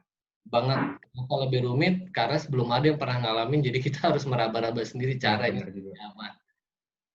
Dan juga kayak misalnya tadi, misalnya negosiasi face to face dengan customer juga lebih susah kan, ada hubungannya dengan internet mungkin lah ya. Yes. Dan belum tentu juga kan customer kita melek internet juga gitu, misal ya, gitu. Bener banget sih. Belum merata lah ya. Iya. Nah, kalau misalkan nih buat Kak Yosefin sendiri yang di bidang produksi, ada nggak sih Kak ngaruhnya dari pandemi ini? Kan tetap aja nih walaupun produksinya pakai banyak alat, tapi kan tetap ada campur tangan manusianya juga nih. Nah, pengaruh banyak nggak sih Kak adanya pandemi ini dengan sistem produksi yang Kakak jalanin di Astra Honda Motor? Ngaruh sih, ngaruh banget. Maksudnya, yang pasti tadi ya, kita harus bisa survive gitu kan. Ibaratnya kayak gimana caranya supaya kita tetap bisa bertahan loh sekarang gitu kan. Nah, padahal aturannya banyak. Yang pertama aja physical distancing minimal 1,5 meter gitu. Bayangin aja di Astra Honda Motor yang tadinya jarak manpower kita tuh ya ada juga yang nggak sampai 1,5 meter gitu kan. Misalnya kayak assembling engine aja partnya kecil-kecil, nggak mungkin kita samain kayak jig to jig-nya di assembling frame gitu kan. Nah, otomatis kebijakan-kebijakan itu banyak berubah gitu, termaksud kita harus memfasilitasi gimana setiap orang itu nggak berinteraksi gitu terlalu dekat. Atau kita membuat kayak ada sekat gitu lah ya. Sekarang kan lagi musim tuh yang banyak disekatin akrilik gitu. Nah, kita juga sampai mengambil opsi itu gitu. Jadi, pilihannya ketika kita tidak melakukan suatu perbaikan sama sistem produksi unit motornya kita, otomatis kita nggak bisa produksi gitu kan. Kalau kita nggak bisa produksi, gimana AHM bisa bertahan gitu kan. Nah, tapi ya kos-kos itu ya mau nggak mau kita keluarin gitu, mulai dari memfasilitasi APD, Terus waktu awal-awal pandemik banget, mau nggak mau kita mengambil kebijakan untuk mengurangi ritme produksi gitu kan. Karena secara pasti penjualan juga tadi seperti yang disampaikan Kak Adit, penjualan juga ngedrop gitu. Jadi nggak mungkin kita secara produksi memproduksi yang banyak juga gitu. Jadi kita juga harus slow down gitu. Jadi mau nggak mau ada beberapa kebijakan seperti itu yang kita harus ambil gitu. Termaksud ketika kita mempending project sama tadi kayak komunikasinya gimana gitu. Jadi mungkin AHM sudah agak terbiasa dengan komunikasi yang ada lewat internet, lewat media sosial, online gitu. Tapi si sekelilingnya ini belum tentu terbiasa gitu kan. Mulai dari supplier, ada supplier yang kecil gitu, yang mungkin belum bisa juga gitu kan. Nah, otomatis hal itu juga mempengaruhi gimana caranya dengan kampanyenya AHM juga nggak mungkin gitu meninggalkan mereka gitu kan. Jadi kita seringkali mengajak sekitar gitu. Jadi kayak subkon-subkonnya AHM gimana caranya supaya bisa ngikutin ritmenya AHM yang ada gitu. Jadi kita mengajarkan mereka untuk online-nya seperti apa, kita membangun sistem gitu. Oke deh Itu Kak. sih. Kan berarti tadi disebutkan kalau misalkan ada batas-batas kayak akrilik gitu ya? Iya, betul. Nah, itu ada pengaruhnya nggak sih sama lama waktu produksinya kan bisa dibilang kalau misalkan ada batasan gitu, otomatis ruang kerja kita juga jadi terbatas kan ya. Nah, ada nggak sih pengaruhnya ke produksi nanti gitu? Yang pertama pasti faktor kebiasaan ya. Pertama kali pasti namanya kita udah di comfort zone gitu, terus tiba-tiba kita harus berubah, susah gitu. Maksudnya nggak usah dikotakin gitu aja. Kita yang tadinya sekolah, kuliah ketemu tatap muka gitu, terus sekarang tiba-tiba harus online, kita masih pakai ngeluh gitu kan. Maksudnya kita harus online nih, yang harus gini, harus keluarin kuota, harus apa gitu. Nah, tapi kembali lagi ke personalnya kita mau terima atau tidak gitu. Jadi pasti ada awalnya gitu, tidak sesuai lah gitu, yang banyak yang komplain gitu. Tapi gimana caranya kita sebagai manajemen dari AHM memberi edukasi kepada operator, kepada para vendor supaya untuk sama-sama bisa berjuang untuk mengalahkan pandemik gitu lah ya, supaya kita bisa sustain saat ini gitu. Berarti pengaruh juga dong kayak dengan lama waktu produksinya kan tadi dikasih tahu sama kakak satu motor itu bisa 22 detik. Nah, ya. Tadi yang sempat dijelaskan ruang kerja kita juga terbatas, berarti sekarang bisa lebih lama dong ya? Kalau sekarang enggak sih. Jadi jadi kita sih tetap mengarahkan bagaimana kita mempunyai standar yang sama, kualitas yang sama gitu. Nah, jadi kalau memang ada problem di situ, berarti ya kita selesaiin gitu problemnya di mana, mulai dari mengedukasi operatornya, atau ketika ada masalah dari mereka, otomatis kita memfasilitasi lagi gitu. Ketika ada ruang geraknya kurang nih, berarti kita akan memfasilitasi yang lain gitu. Misalnya, kurang geraknya di mana, kita bantu misalnya dengan otomasi apa gitu, atau kita bantu kasih alat bantu gitu. Yang pasti kita berusaha untuk memfasilitasi biar mereka juga akhirnya punya comfort zone lagi lah gitu, dengan standarnya AHM yang tetap dipegang. Nah, oke deh Kak, makasih. Kalau misalkan buat Kak Adit sendiri nih, kan tadi Kak Adit sendiri bilang kalau di situasi pandemi seperti ini tuh kayak banyak banget nih ngaruhnya. Nah, kalau menurut kakak sendiri nih, gimana sih Kak caranya ningkatin branding gitu? Biar orang itu tuh aware sama produk-produk kita sendiri gitu. Oke, kalau gimana cara ningkatin branding, biasanya kan selama ini kita branding itu ada dua ya, branding offline dan branding online gitu. Itu activity marketing yang secara umum gitu kan.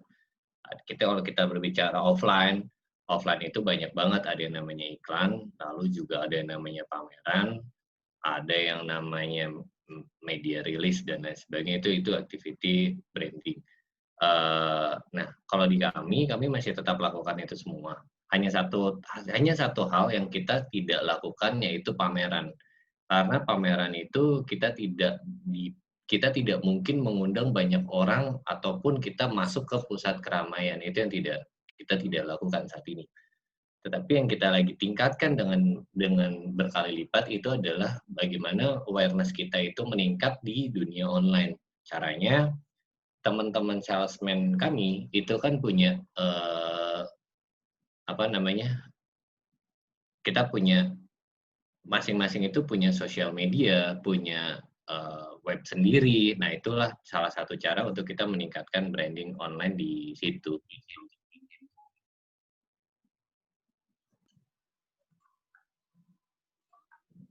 Itu sih kurang lebih ya kalau untuk meningkatin branding. Banyak di online-nya sih kalau sekarang. Sama di media. Lebih banyak mainin secara online berarti ya, Kak?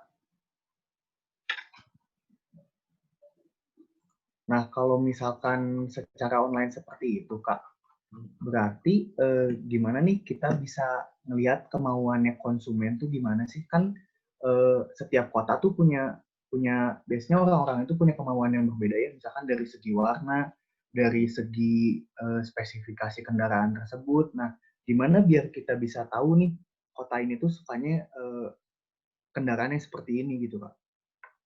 Kita kalau saya sih setiap saya masuk cabang dimanapun itu, saya akan tarik data historisnya. Bagaimana komposisi penjualan per tipe. Kalau kita bicara di Daihatsu itu kan ada contoh paling gampang ada Daihatsu Sigra kan. Sigra sendiri itu kan ada 4, ada di Sigra D, MXR. Nah, itu kita bagi lagi berapa banyak Sigra 1000, berapa banyak 1200, berapa banyak yang tipe D, berapa banyak yang tipe M. Dari situ bisa ketahuan data sebetulnya kita sekitar sekian persen itu ada di Sigra 1000 cc, let's say seperti itu. Lalu kalau untuk masalah warna sama, caranya adalah dalam 1 tahun itu kira-kira berapa persen yang ngambil warna putih, berapa persen ngambil warna hitam, berapa persen ngambil warna-warna lainnya, termasuk juga ada nggak sih warna-warna khusus yang tidak umum gitu ya. Artinya tidak umum ini bukan warna-warna netral dalam tanda kutip yang memang demand-nya tinggi di sini. Contohnya misal warna merah, warna kuning, warna hijau. Nah, kalau memang secara secara demand cukup tinggi, kita nggak ragu untuk melakukan ordering untuk warna-warna seperti itu sih. Kuncinya memang di history data. Oke deh, Kak. Sekarang kita ke Kak Yosi deh. Dari tadi didiemin soalnya. Gini, Kak. Kan misalkan ya pas selesai produksi pasti ada quality control. Nah, pas di quality control ternyata tuh ada barang yang cacat, Kak. Nah, pas habis ada ketahuan nih barang cacat, prosesnya tuh diapain sih, Kak? Apakah dibawa ke konveyor mana-mana gitu? Nah, apakah itu akan menghambat proses produksi juga? Kalau di AHM ya, kita ngejalanin 2. Yang pertama korektif, yang kedua preventif gitu. Jadi korektif itu udah pasti kita bakal perbaikin di tempat, tergantung. Jadi misalnya kita bisa perbaikin nggak di konveyor atau nggak di line produksi, kita bisa perbaikin di luar secara manual, kita bisa perbaikin secara manual gitu, tanpa mengganggu proses produksi yang berjalan.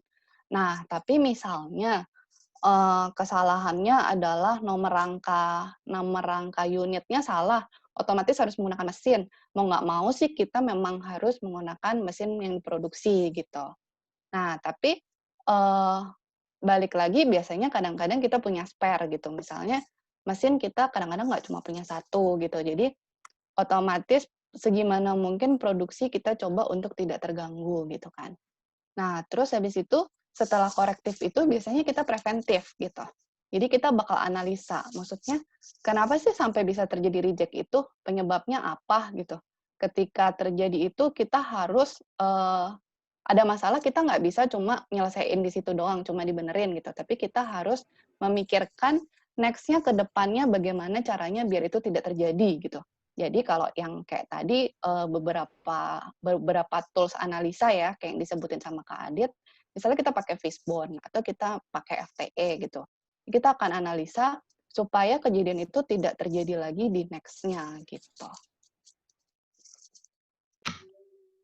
Berarti tadi di manual ya kayak di Ya, luar. kalau memang bisa di luar manual, kita pakainya manual gitu. Tapi kalau memang ada sesuatu yang harus di-repair menggunakan mesin atau standarnya menggunakan mesin, ya pasti kita akan menggunakan mesin yang ada gitu. Tapi harapannya sih tetap secara proses produksi tidak terganggu gitu kan. Nah, kalau misalkan bicara tentang standarisasi nih Kak, kan pasti motor atau mobil itu ada standarnya tersendiri kan ya. Nah, itu kita bisa tahu parts-nya produk sesuai standar itu gimana Kak? Beberapa sih ada di katalog ya, maksudnya kayak yang terlihat dan yang bisa yang harus dibenerin gitu. Misalnya kayak roda itu ada nutnya torsi sekian gitu. Nah itu kan memang benar-benar sesuatu yang standar gitu. Dan ketika kita servis pun ke dealer, mereka pasti mempunyai suatu guidance yang sama gitu. Jadi jangan sampai AHM mempunyai standar A, mereka standarnya B gitu. Jadi kalau guidance-nya sama, otomatis kita pasti akan menurunkan gitu. Jadi kayaknya kayak ke buku manual book-nya yang kita dapat gitu, atau kalau misal ke dealer kita akan memberikan edukasi ke mereka gitu. Tapi memang ada beberapa standar yang mungkin tidak diketahui oleh masyarakat gitu. Sebenarnya bukan tidak diketahui sih, tapi lebih tepatnya kayak seringkali mereka nggak bisa tahu atau nggak bisa mengembalikan itu ke standarnya sendiri gitu. Jadi butuh bantuan media dari AHM atau misalnya dari dealernya gitu. Berarti tadi ngelihat katalog ya kayak supaya kita tahu standar yang benar tuh kayak gimana-gimananya. Nah, kalau buat Kak Adit sendiri nih, nah Kak Adit gimana sih caranya biar konsumen tuh loyal terhadap produk yang kita punya? Yang pertama sih kita harus memberikan customer experience yang baik ya. Dan saya yakin di setiap otomotif itu punya standar pelayanan yang beda-beda dan cukup cukup menjadi KPI di perusahaan masing-masing. Tapi kalau di kami banyak hal. Dari pertama bagaimana customer itu merasa happy ketika misal datang ke dealer, lalu bagaimana customer itu merasa mudah dalam pengurusan dokumen karena setiap pembelian otomotif itu kan pasti akan perlu dokumennya. Lalu bagaimana customer itu merasa mudah dalam proses kreditnya, bagaimana customer itu happy ketika dilakukan delivery tepat waktu, kondisinya bersih, ada seremoni kecil mungkin, lalu ketika servis pun mereka dilayani dengan baik. Nah, dengan cara-cara seperti itu kita bisa mempertahankan customer kita, dan harapannya dengan kita bisa mempertahankan customer kita juga bisa mendapatkan satu brand image ataupun brand kita bisa mendapatkan referensi dari customer tersebut gitu loh. Dengan memberikan customer experience yang baik tentunya gitu ya. Tapi pertanyaannya gimana kalau customer tidak happy? Pastinya untuk customer yang tidak happy kita punya proses penanggulangan dan penanganannya sendiri-sendiri ya, dengan batasan-batasan yang tertentu gitu. Itu sih kurang lebih. Nah, kalau misalkan buat planning-nya itu sendiri gimana sih Kak? Kalau misalkan secara garis di dunia perusahaan nih, buat planning ke depannya itu kan nggak mungkin kita bikin sementah kayak kita seorang mahasiswa kan gitu. Apakah dibuatnya benar-benar kasar banget Kak planning buat ke depannya atau gimana nih Kak? Sebenarnya tidak sementah itu, tetapi juga tidak seribet itu. Ada beberapa faktor yang kita ada beberapa faktor. Yang pertama tadi saya sempat bilang itu adalah trennya seperti apa, tren tahunannya seperti apa. Apakah tren ketiga tahun terakhir ini meningkat, stagnan, atau sempat turun, atau naik turun? Itu ada allowance-nya kita di situ. Kita mau naikin berapa persen.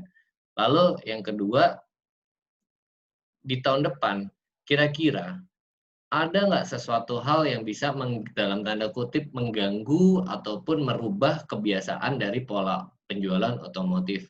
Contohnya, misal ya, Misal ada pemilu nggak? Ada pemilu atau enggak ada apa ya? Kira-kira di tahun depan itu akan ada panen apa nggak misalkan? Atau bagaimana komoditi di tahun depan dan di tahun ini itu semua akan mempengaruhi terhadap planning. Nah, nggak ribet-ribet banget juga sebenarnya. Yang kita pakai hanya satu, history data, kedua, target tahun depan itu base kita mau ngambil peningkatan berapa persen dan share dari market itu berapa persen, itu aja. Dan per tipenya seperti apa. Contohnya dikit tambahan lagi, misalkan di tahun depan apakah ada proyek infrastruktur yang bisa membantu perekonomian. Contohnya ketika tol Trans Jawa dibuka tuh, dari Jakarta sampai Surabaya kan udah nyambung nih, sampai Probolinggo terakhir nih. Itu udah pasti bisa docking perekonomian dengan baik sih, dan itu juga jadi salah satu boosting market juga sebenarnya. Berarti plan itu emang sangat-sangat penting di perusahaan ya kayak. Soalnya kalau misalnya nggak ada planning, kita nggak akan bisa do action selanjutnya kan ya. Yes. Dan Benar. banyak pertimbangan juga yang harus kita pikirin buat planning ke depannya ya Kak. Yes, benar. Termasuk tadi analisa SWOT-nya seperti apa, mana yang kita sudah bagus, mana yang kita harus tingkatkan. Itu pakai banget sih si SWOT itu. Nggak usah jauh-jauh deh, kayak contohnya aja manusia gitu ya. Aduh, sore ini mau ngapain ya? Harus kerjain tugas laporan atau apa gitu. Nah, mending kita kayak Yosi deh dari tadi, senyum-senyum aja nih mendengarnya. Kita sekarang ngebahas shipping nih Kak. Kan misalnya nih pas pada saat shipping, kemungkinan pasti ada aja kan yang muncul cacatnya. Nah, ada nggak sih caranya biar ngurangin cacat yang muncul selama proses shipping itu Kak? Ada. Jadi kita juga analisa ya, maksudnya AHM itu kan memberikan apa ya, kayak service garansi lah ya. Maksudnya kita pasti nggak bisa cuma memberi fasilitas sampai memproduksi unit motor itu baik gitu. Tapi kan kita juga harus memberi gimana caranya tadi servisnya oke gitu. Jadi misalnya kayak kita pengiriman ke luar negeri, misal atau kita ekspor ke Thailand, itu pun kita tetap pasti akan awalnya kita akan trial dulu gitu. Jadi apakah dengan kalau di kita kan ada kayak standar apa ya? Standar pengikatan unit motor gitu lah ya, memastikan supaya unit motor itu nggak goyang gitu. Nah, kalau di AHM sendiri pun dia awalnya kita akan men-trial di internal gitu. Jadi gimana caranya kalau diikat seperti itu, diberi beban, terus biasanya kita naikin ke dalam truk, terus kita puter-puterin dulu, terus kayak ada ngelewatin beberapa polisi tidur, kita kenceng-kencengin sampai apa ya, maksudnya sampai yang kira-kira jalan-jalan apa sih gitu yang dilewatin sama mereka gitu. Nah, itu kita trial dulu gitu. Nah, ada reject-nya di mana gitu. Sampai kita bisa memberikan standarnya sampai itu harus dilindungin loh, misalnya bagian cover-nya. Terus kalau misalnya di bagian steering handle-nya gitu ya, ternyata pengikatannya terlalu kencang. Kalau terlalu kuat, dia jadi kayak ada ngebekas. Atau diikat di joknya terlalu kuat, dia jadi bekas gitu. Nah, itu kita trial dulu yang pasti gitu. Tapi kalaupun next-nya ternyata ada suatu perubahan atau perubahan dari jenis truknya lah ya berubah, otomatis pasti akan ngaruh ke standar kita yang udah ada. Itu pun kita berusaha untuk mengevaluasi gitu. Jadi supaya jangan sampai next-nya seperti itu gitu. Jadi kita secara AHM masih bertanggung jawab. Oh, berarti tadi pas sesudah dinaikin ke misalnya ke truk, dicoba dulu ya Kak, di jalan kayak berlubang, terus di polisi tidur gitu ya Kak? Kita trialnya sebelum dijual ke pasar sih sebenarnya. Jadi ketika AHM memutuskan untuk sudah menjual ke pasar, kita pasti sudah melakukan treatment-treatment itu gitu, termasuk sampai memastikan pengirimannya oke, pengikatannya oke, itu kita udah sampai situ gitu. Jadi ketika udah maspro atau udah dijual atau udah sampai ke tangan customer, harapannya sampai terjadi seperti itu sangat kecil gitu, karena pada saat durasi project-nya mungkin agak panjang gitu ya. Jadi sampai AHM berani memutuskan untuk menjual itu, kita udah ngalamin itu semua dan kita udah ngasih yang terbaik gitu harapannya. Oke nih. Nah, terus kalau misalnya dari cost reduction nih Kak, Gimana sih nanganinya kalau ada barang-barang yang cacat kayak gitu? Cara nguranginnya deh. Kalau beda ya, cost reduction sama ngurangin yang cacat. Itu maksudnya beda tema gitu. Ya. Kalau misalnya reject, gimana caranya ngurangin rejection? Udah pasti yang tadi sih, kita kan pasti selalu PDCA gitu kan ya. Jadi kalau misalnya kita udah tahu banyak reject, masalahnya apa, kita analisis, pasti kita akan planning lagi. Maksudnya gimana supaya itu tidak terjadi gitu. Nah, di mana-mana biasanya sih kalau cost reduction akan bertentangan sama rejection gitu kan.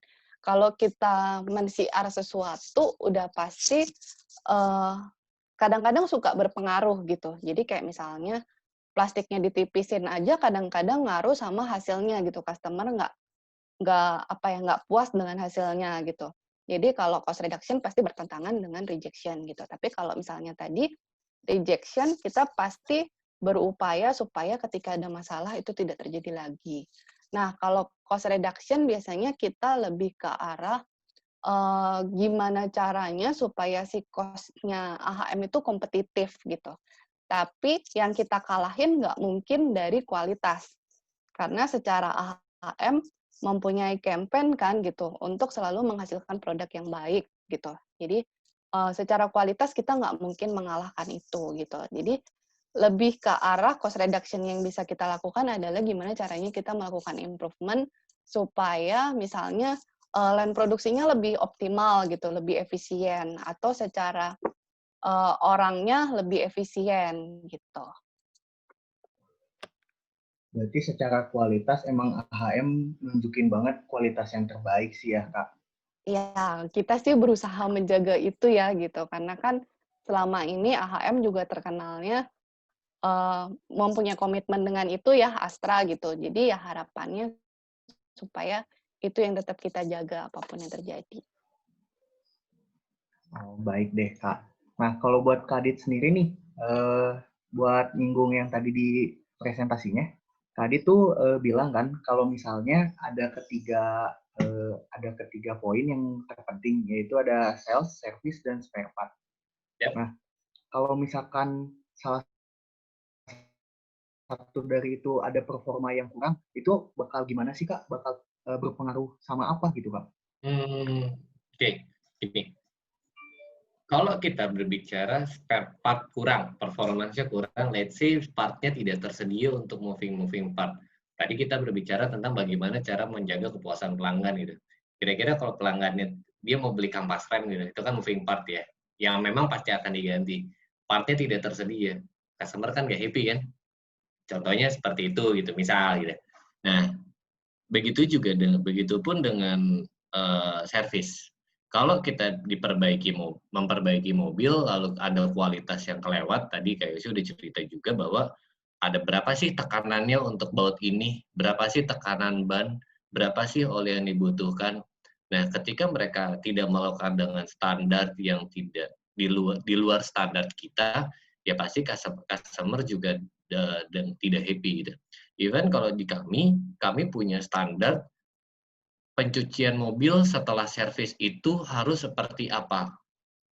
Seberapa bersih, seberapa divakum atau tidak, pakai semir ban atau tidak, itu kita semua punya standarnya sih sampai sedetail itu. Jadi kalau salah satu bagian tidak perform, impact-nya kemana? Impact-nya udah pasti ke customer itu sendiri. Kalau impact-nya ke customer, impact-nya lagi kemana? Brand image kita akan tidak bagus. Kalau brand image kita tidak bagus, kita tidak akan dapat rekomendasi dari customer. Itu sih. Circle-nya sih kurang lebih seperti itulah. Oke deh, Kak. Mungkin udah banyak info-info banget ya yang kita dapetin dari Kak Adit sama Kak Yosefin. Nah, sekarang kita bisa masuk ke sesi tanya-jawab. Kita ingetin lagi buat yang mau nanya bisa langsung tulis di kolom komentar. Boleh sebutin nama, asal kampusnya, dan pertanyaannya ditujukan buat siapa. Dan yang pastinya kita juga bakal bagi-bagi hadiah. Buat 5 orang pemenang, penanya beruntung, kita akan bagi-bagi saldo OVO.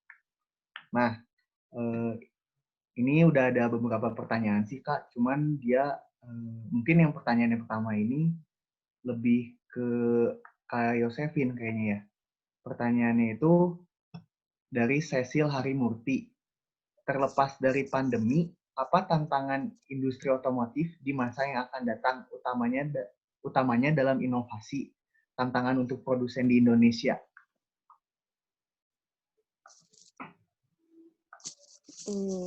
Itu kayaknya Kak Adit kali ya. Boleh, Kak Adit. Kalau kita berbicara tentang otomotif ke depan, yang pertama itu adalah tren otomotif globalnya seperti apa. Pertama, kita sekarang sedang bisa mulai mau masuk ke industri hybrid kan, mobil itu, engine-nya. Lalu nanti akan masuk fasenya, katanya akan masuk ke electrical, full electric car. Nah, terakhir nanti yang kita udah dapat itu akan ke hidrogen. Kalau nggak salah kurang lebih seperti itu. Pertanyaannya, apakah kita siap secara infrastruktur, secara produksi maupun secara secara fasilitas pendukung lainnya seperti stasiun pengisian, lalu baterai dari kendaraan itu sendiri seperti apa, lalu juga cara handlingnya dari customer, dari usernya itu sendiri seperti apa, itu challenge-nya banyak banget. Lalu kalau dalam fase dekat, tantangannya apa? Ya pasti bagaimana kita bisa terus menghasilkan kendaraan sesuai dengan kebutuhan masyarakat Indonesia supaya bisa diterima gitu. Karena pasar Indonesia ini kan ya pasar cukup besar, tadi saya cerita, lalu juga produk-produk kita itu banyaknya adalah produk-produk yang memang dikembangkan di Indonesia kalau untuk kendaraan ya. Contohnya kalau saya boleh sebut merek, ada Avanza Xenia itu juga dikembangkan kan di sini.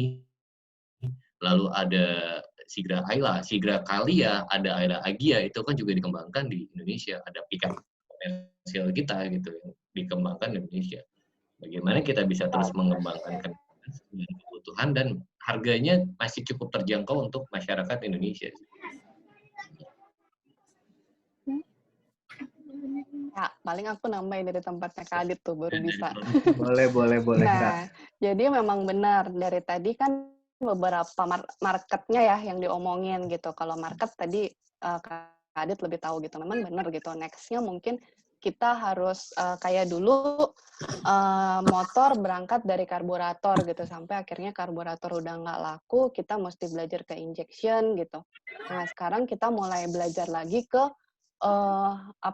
musimnya untuk elektrik sama hybrid gitu. Dan kebetulan HM juga kemarin tempat produksi untuk elektrik hybrid gitu kan.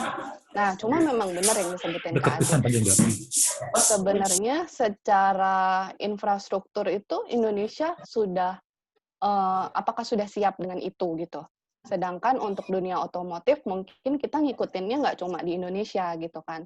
Tapi secara besaran astranya, baik dari motor maupun dari mobil, ada andil lah ya dari dunia luar gitu, mungkin dari negara lain gitu, yang otomatis seringkali kita sebagai customer-nya Indonesia sering berpikir untuk, aduh kayaknya bagus tuh kalau yang keluarannya negara mana gitu. Tapi kita kadang-kadang nggak mikir, apakah itu bisa di Indonesia gitu. Jadi kan latah gitu ya, kita ngomongnya, oh mobil elektrik bagus tuh gitu. Tapi kita nggak mikir secara infrastrukturnya di Indonesia itu sudah bisa atau belum gitu. Ketika kita beli listrik, ternyata cuma berapa jam tiba-tiba mati, kita mau ngecas di mana tuh di luar gitu kan. Pakai power bank juga nggak bisa gitu kan. Nah ya kayak gitu. Jadi gimana caranya supaya kita tetap bisa mengikuti perkembangan zaman sih sebenarnya dengan mungkin negara-negara lain yang udah lebih maju dibanding Indonesia, tapi secara infrastruktur kita juga mendorong kepada pemerintahan buat ngikutin itu gitu supaya dua-duanya juga bisa membuat Indonesia lebih maju gitu kan.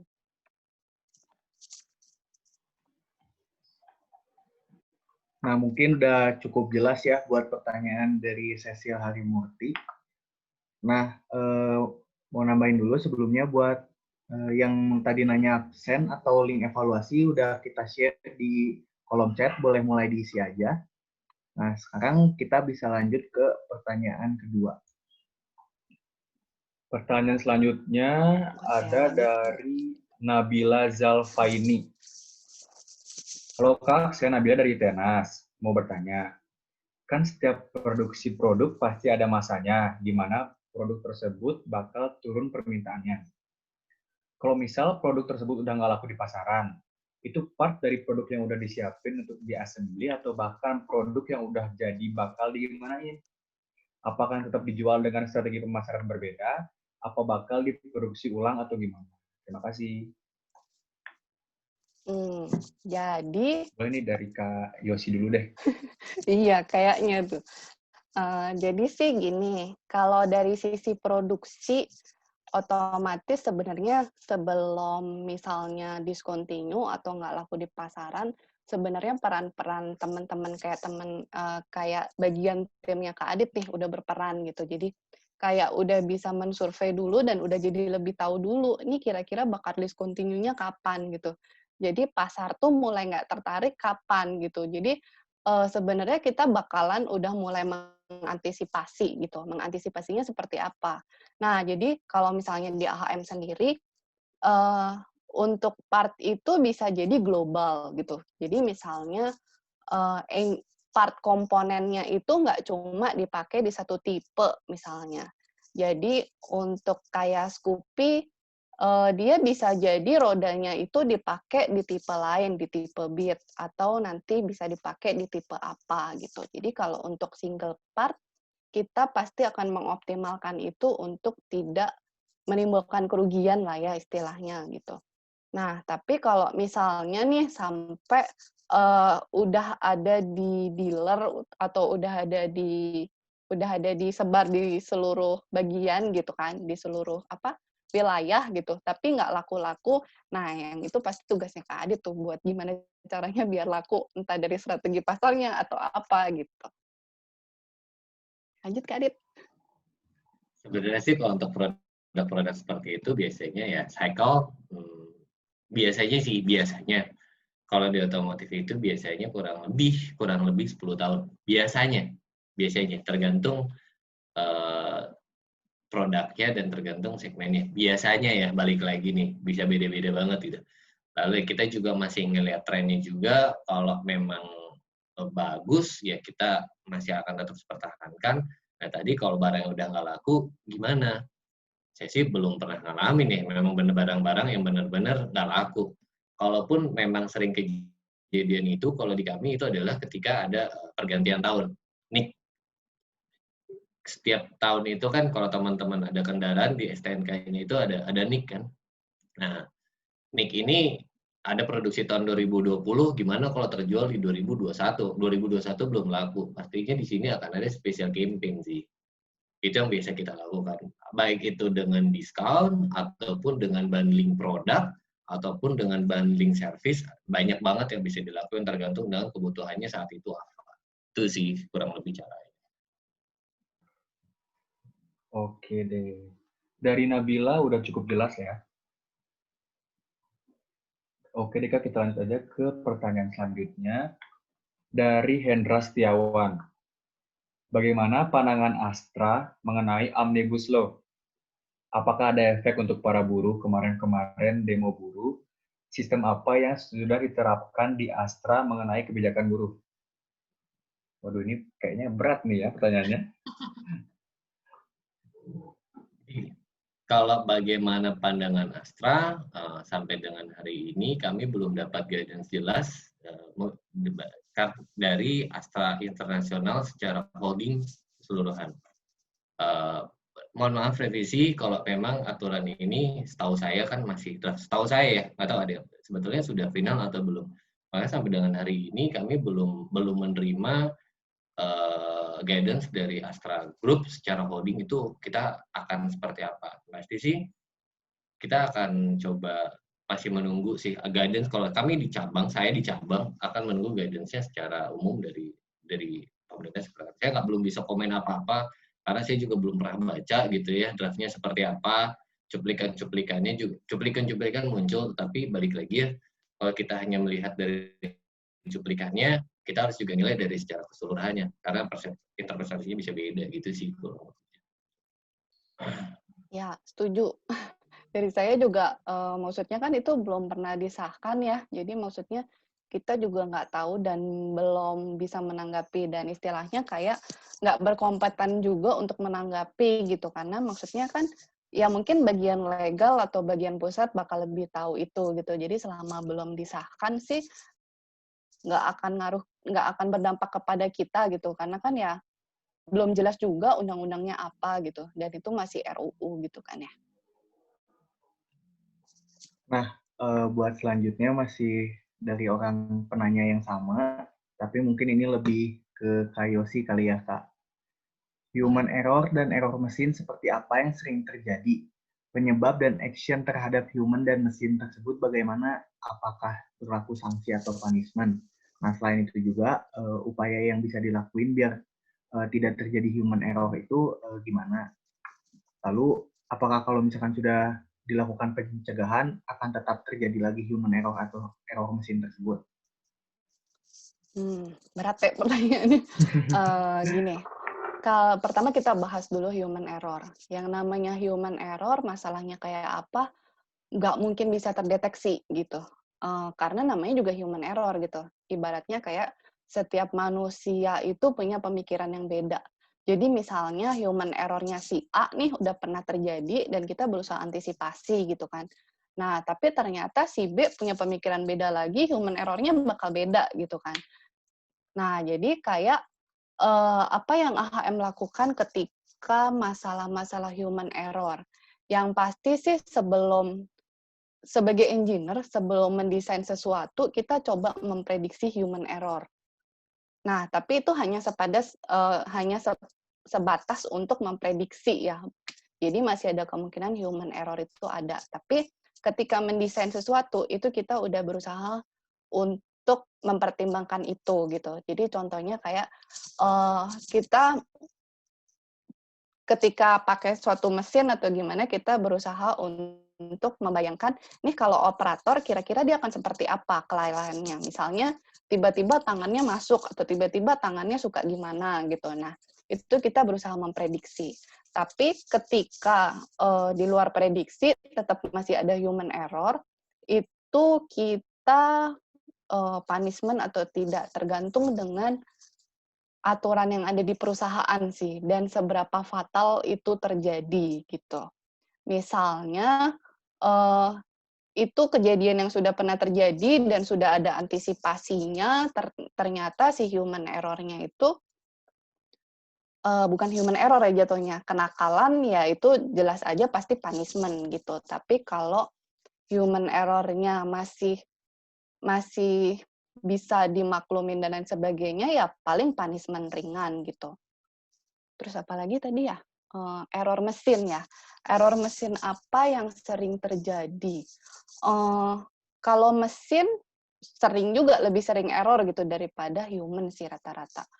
Kayak misalnya mesin numbering lah ya. Mesin numbering itu yang buat nulis nomor rangka misalnya. Nah, itu kan kita sekarang udah pakai mesin. Kenapa kita pakai mesin? Karena dulu human error. Human error-nya itu sering ada digit-digit yang salah dalam pembacaannya, tidak sesuai. Misal kita nulis 9, di dia jadi kayak nggak ada buletannya di bawah, jadi nggak 9 gitu. Nah, itu ketika kita dicek oleh manusia suka lelah gitu kan. Kadang-kadang lihat satu angka jadi nggak kelihatan gitu. Kita rubah ke mesin gitu. Ketika kita mesin, kita pakai scan image gitu kan.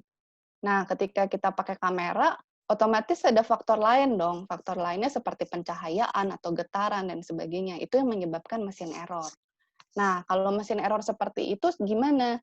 Kita biasanya mengantisipasinya dengan mesin itu kayak ada go-no-go-nya. Misalnya dia NG, otomatis dia akan kasih alert supaya si operator itu paham itu NG gitu, itu bermasalah, itu salah gitu. Nah, jadi tetap akan ada orang yang sadar kalau mesin itu error gitu. Terus apa lagi tadi ya? Ada lagi nggak? Setelah itu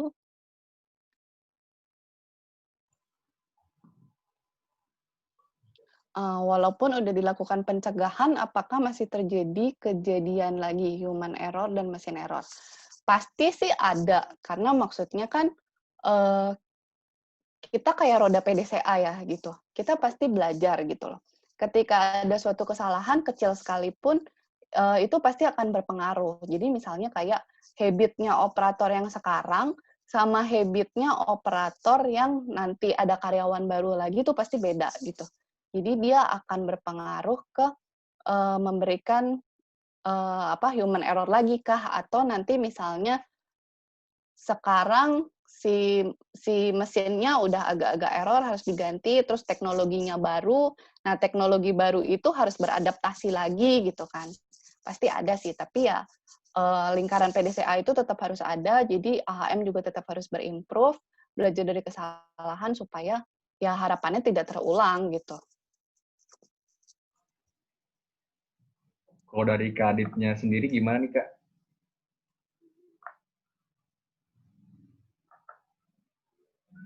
Maaf, Kak. Kak Adit kayaknya masih di mute deh. Sorry. Ya. Kalau di saya sih human error ya pasti ada, karena kan sebagian besar kerjanya sama human. Human error itu biasanya tadi sempat saya share di slide juga, ada 3 hal biasanya kalau di kami. Ada apakah skill-nya yang problem, ataukah knowledge yang problem, ataukah attitude-nya yang problem. Tinggal kita sesuaikan. Kalau emang skill-nya yang problem, berarti kita lakukan coaching. Tapi kalau attitude yang problem, kita lakukan counseling. Begitupun kalau skill knowledge yang problem, kita lakukan training. Itu beda problem, beda penanganan. Kalau problem mesin sih sementara ini karena kita nggak pakai banyak mesin ya, nggak ada mesin gitu ya. Paling ya ada ya komputer, ada ya error ya tidak terlalu menyebabkan gimana banget. Kalaupun di bengkel juga belum pernah sih saya ngalamin mesin rusak, dan itu cukup bisa teratasi sih kalau emang ada tools yang problem gitu. Oke deh, Kak. Terima kasih untuk jawabannya. Untuk Kohendra kayaknya udah cukup jelas ya. Selanjutnya ada dari Felicia Loren. Ini dia nanyanya privately. Sore kakak-kakak, mau tanya, bagaimana perusahaan memastikan keamanan pekerja saat sedang di lapangan? Di lapangan itu maksudnya saya dong, lapangan. Ya masih gini. Kalau di kami itu untuk teman-teman, terutama teman-teman sales ya yang ada di lapangan, kita ada campaign. Campaign itu setiap kalau di cabang saya, setiap yang keluar kantor atau masuk kantor itu diwajibkan pertama menggunakan helm. 1. Kedua, kalau di cabang saya dan di perusahaan saya itu dilakukan secara berkala audit SIM dan STNK, surat-surat kendaraan. Jadi bukan cuma polisi aja, tapi security kita juga akan ngecek punya SIM atau enggak sih, surat-surat aman atau enggak gitu. Lalu kita juga ada, kalau saya sempat beberapa kali itu sharing dengan teman-teman kepolisian untuk safety driving. Itu dari Astra, kalau di Astra itu namanya AFCO. Itu kita ada program untuk safety driving untuk karyawan-karyawan Astra gitu. Lalu ada lagi sebenarnya ada proteksi, kita juga ya ini sih harapannya tidak terpakai ya. Tapi kita ada asuransi juga kan untuk setiap karyawan, terutama yang di lapangan itu yang membutuhkan kalau ada apa-apa. Tapi harapannya sih tidak terpakai itu asuransi karena semuanya selamat sih ya. Itu sih kalau kita orang ada di lapangan ya kita lagi kuliah. masih kita lakukan. Juga ada, kita punya asuransi. Aja sih kalau di saya. Iya, sama sih. Maksudnya di AHM sendiri juga ada divisi safety-nya. Terus habis itu secara engineering sendiri kita juga punya section engineering safety dan environment gitu. Jadi gimana caranya supaya kita seringkali diingetin sih dan diaudit gitu. Dan kita juga membuat standar ya, maksudnya sampai misalnya kita naik ke ketinggian gitu, gimana caranya supaya itu apa aja sih APD yang harus dipakai gitu. Terus ketika yang pasti terus kita juga difasilitasin sama perusahaan ya, ketika operator harus bekerja, misalnya ada operator yang ngangkat beban berat, itu pasti dia dikasih kayak korset gitu loh, penahan pinggang gitu kan, supaya nggak cedera juga gitu. Terus secara sepatu juga kita dikasih safety shoes gitu. Jadi secara perusahaan juga pasti concern untuk keselamatan dari pekerja gitu, karena di mana-mana pekerja itu kan suatu investasi ya dari perusahaan gitu. Berarti di perusahaan itu yang paling utama adalah K3, keselamatan kesehatan kerja ya kayaknya. Betul. Oke, mau ngingetin juga nih buat teman-teman, harap ngisi link evaluasinya ya, soalnya nanti bagi pemenang yang beruntung akan dihubungi oleh panitia ke nomor yang udah diisi di link evaluasi tersebut. Nah, kita lanjut ke pertanyaan lagi nih Kak. Ada dari Feby Hadiansyah. Halo Kak, saya Feby dari UNIS. Saya mau bertanya, dalam pandemi seperti ini, pentingkah dilakukannya improvement dalam bidang otomotif? Jika ada, bentuk improvement-nya seperti apa? Mungkin boleh Kak Yosi nih ya kali ya. Boleh. Penting nggak pentingnya udah pasti penting. Karena maksudnya gini, gimana caranya suatu perusahaan itu bisa bertahan kalau dia nggak bisa ngelewatin badai pandemik lah ya, gitu. Nah, jadi kalau kita tetap bergerak kayak sekarang-sekarang aja, nggak ngelakuin sesuatu, udah pasti kita terpuruk lah ya, gitu. Ibaratnya sesimpelnya aja, ketika kita nggak bisa ngikutin perkembangan untuk online, kita nggak bisa komunikasi sama luar gitu. Kita nggak bisa komunikasi sama supplier. Di dalam AHM-nya sekalipun, kita ada kebijakan untuk nggak pindah-pindah area atau terlokalisir lah ya gitu. Jadi kita nggak menyebar luaskan kalau sampai ada yang terpapar atau gimana gitu. Nah, itu pun kalau kita tidak terbuka untuk bisa online, misalnya meeting online atau lain sebagainya, otomatis kita nggak bisa koordinasi gitu kan. Antar plan pun kita nggak bisa koordinasi, ada masalah apa, harus menyelesaikan seperti apa. Nah, jadi improvement-nya ya pasti ada. Contohnya apa? Contohnya kita mulai membuat standarisasi. Misalnya, dulu kita sebelum trial, sebelum misalnya kita beli mesin kepada vendor, sebelum dikirim kita akan trial di vendor gitu kan. Nah, sekarang dalam kondisi pandemik seperti apa? Apakah kita tetap akan bisa leluasa ke vendor untuk trial? Enggak, karena itu akan berpotensi untuk mempenyebarkan perluasan lah ya gitu. Nah, otomatis seperti apa? Nah, kita bikin suatu sistem yang baru. Sistemnya apa? Kita bikin standarisasi untuk trial bisa online. Approval-nya seperti apa? Terus habis itu, judgement-nya apakah bisa cuma dengan ngelihat via video atau harus hasilnya seperti apa? Nah, itu improvement itu yang kita lakukan gitu, supaya ya kita bisa sustain gitu, kita bisa survive dalam keadaan sekarang. Oke, tadi pertanyaannya sudah terjawab ya. Mungkin Kak Adit mau nambahin? Kalau dari saya sih sebetulnya, kalau saya nggak bisa ngerubah produk dan tidak mungkin ngerubah produk dalam waktu cepat ya. Yang pasti sama sih kan dari Yosi, bahwa yang kita rubah itu prosesnya sebenarnya. Kita mengurangi interaksi dengan orang banyak, seperti meeting online semua, hampir tidak ada perjalanan luar kota lagi. Lalu juga ya concern kami yang utama saat ini salah satunya adalah cost reduction kan. Kenapa ya? Kalau kita masih dengan OPEX yang sama, gimana caranya kita bisa survive? Sedangkan kan kita benar-benar harus memanfaatkan sourcing yang ada itu tadi gitu. Itu aja. Sama sih kurang lebih, hanya di proses dan activity. Oke deh Kak. Mungkin kita bisa lanjut ke pertanyaan selanjutnya dari Grace Fania. Halo Kak, saya Fania dari Universitas Kristen Maranatha mau bertanya. Menurut Kak Adit dan Kak Yosefin, apakah sulit bagi sarjana teknik industri saat melamar pekerjaan?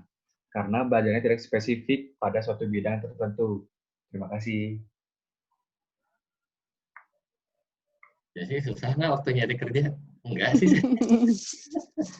Susah nggak, Kak? Monggo Kak Adit duluan. Saya sih enggak sih ya. Saya ngerasa waktu itu ketika masa baru lulus gitu ya, susah nyari kerja enggak sih. Saya cerita pengalaman dulu gitu ya. Saya ngelamar itu di bidang yang berbeda-beda. Satu di bank, perbankan, ada beberapa bank dan sempat diterima, tapi juga atas berbagai dasar pertimbangan ya akhirnya mundur juga gitu ya saya. Lalu terakhir itu yang prosesnya berbarengan itu di Telkomsel dan di Astra. Karena pada saat itu proses Astra lebih cepat, akhirnya saya memutuskan untuk di Astra. Saya sampai dengan hari ini gitu saya ada di Astra. Karena luas banget, ya percayalah, setiap orang juga akan menemukan spesialisasinya sendiri kok pada saatnya nanti gitu. Justru itu malah benefit tersendiri ya kalau sedangkan yang dipelajari luas bisa masuk kemana-mana banget. Itu sih. Jangan usah khawatir lah, aman. Ya, bener. Sama sih. Maksudnya aku juga ngalamin hal yang sama gitu. Maksudnya kadang-kadang kita berpikir, teknik industri apa sih gitu, teknik banci gitu ya. Banyak sih yang ngomong kayak gitu. Dulu pertama kali saya semester 1 di TI Maranatha, kebetulan juga ada yang ngomong kayak gitu, tapi untungnya sih waktu ospek agak dibukakan matanya gitu. Saya ingat sama waktu ospek gitu kan, ada kakak-kakak yang bilang gitu. Cuma setelah dipikir ada benernya juga gitu sih. Maksudnya ketika kita belajar teknik industri, tadi kan aku udah bahas sekilas ya, kita belajar apa sih gitu. Sebenarnya kita belajar banyak. Ada belajar produksi, ada belajar kualitas, manajemen, dan sebagainya. Tapi yang utama apa sebenarnya?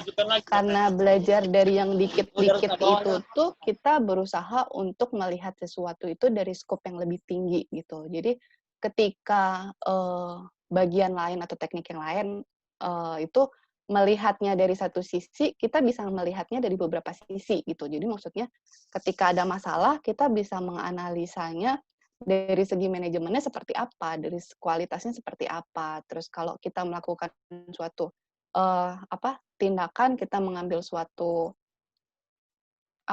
kebijakan, apakah akan berdampak ke bagian mana gitu. Jadi sih harapannya sih di teknik industri itu kita belajar kayak lebih bisa melihat skop dari atas gitu. Sehingga sih nggak susah sih. Dulu aku pertama kali sih inget juga kalau nggak salah ngelamar di AHM gitu.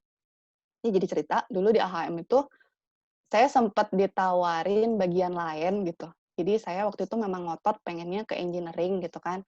Tapi saya ditawarin bagian lain, nyebut lah ya gitu, di bagian HR gitu. Dan kebetulan saya nggak mau gitu. Namanya anak baru lulus masih maksudnya pengen idealisnya tinggi gitu. Saya pengennya kerja sebagai engineer gitu kan. Nah, jadi saya menolak gitu. Saya nggak mau, saya maunya jadi engineer gitu, jual mahal ceritanya. Nah, tapi yang kita tahu kan, di Astra agak-agak susah gitu ya. Jadi maksudnya kalau masuk itu kita harus ngelewatin 6 step ya, kalau nggak salah Kak Adit ya. Jadi sampai dengan tes kesehatan dan sebagainya gitu. Nah, sampai akhirnya saya nggak dipanggil-panggil tuh ceritanya. Jadi lulus itu bulan Februari, wisuda bulan April, tapi sejak ditelepon AHM pertama kali itu, 1 bulan kemudian dia nggak telepon lagi tuh. Kan jadi agak-agak nyesel gitu kan, maksudnya, aduh tau gitu apa diterima aja gitu, tapi ya sudahlah, kan nasi sudah jadi bubur nggak bisa apa-apa gitu.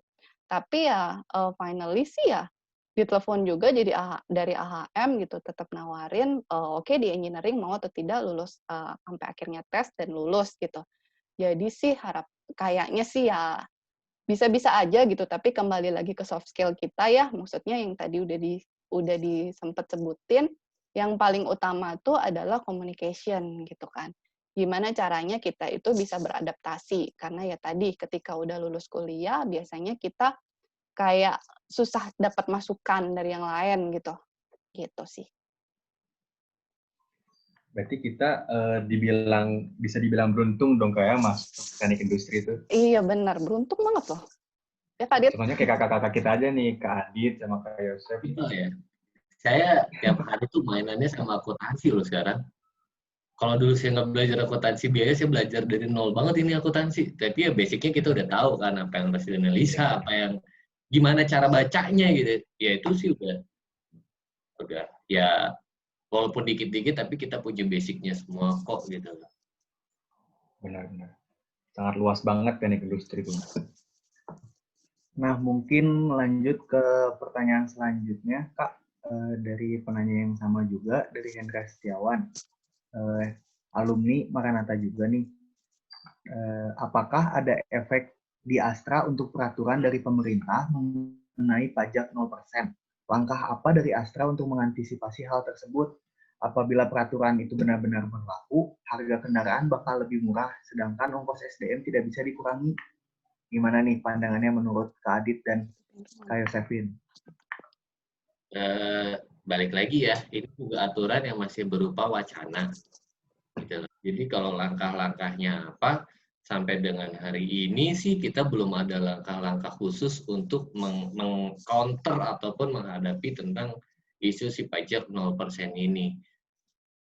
Saya belum berani ngomong step-stepnya. Nunggu habis itunya baru unlimited. Misalnya. Itunya. Anunya.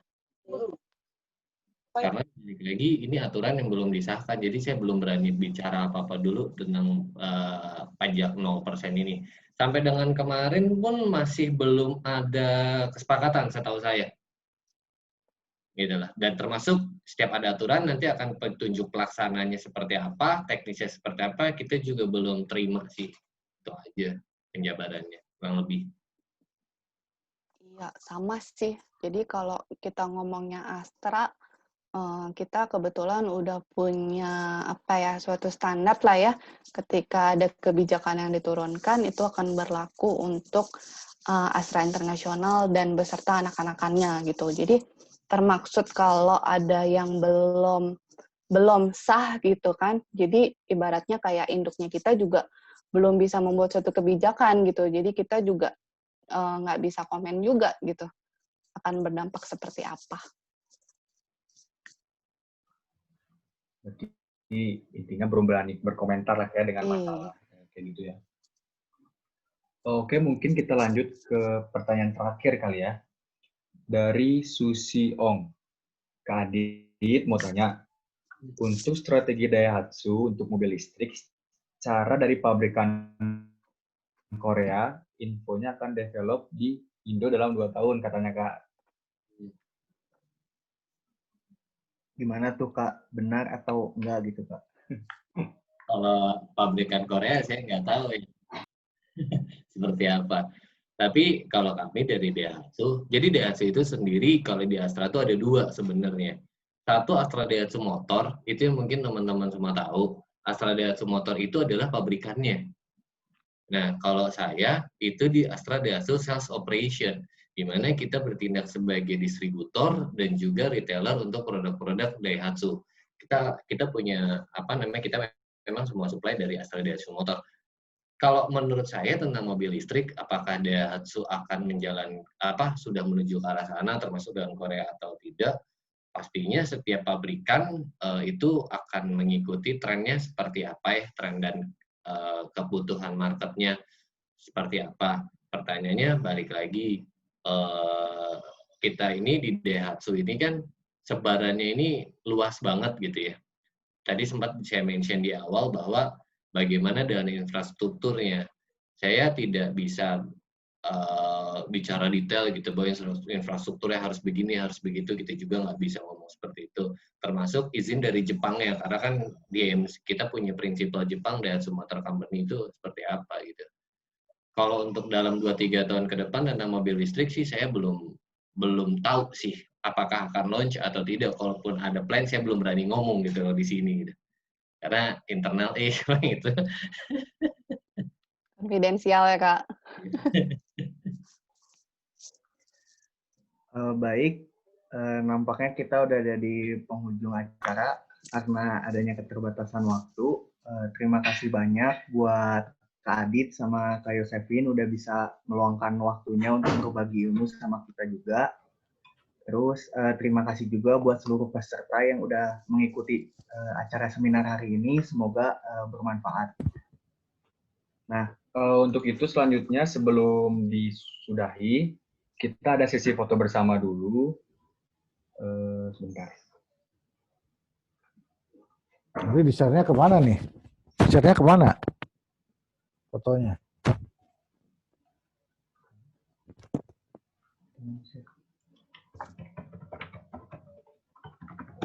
Mungkin boleh teman-teman nyalain kameranya dulu, dipersiapkan. Di-share-nya kemana nanti fotonya? Di-share-nya kemana? Nanti tidak ke himpunan teknik industri kitanya, Pak. Oh, saya nggak punya grup ya. Atau bisa di-share Nanti di saya kirim, Pak. Nanti bisa di-share. Zainal nanti saya kirim. Ya. Ci Kristina boleh minta tolong fotoin yang aku lagi nge-lag, Ci, internetnya. Boleh, sip. Bentar nih. Kasih Ci, maaf Ci.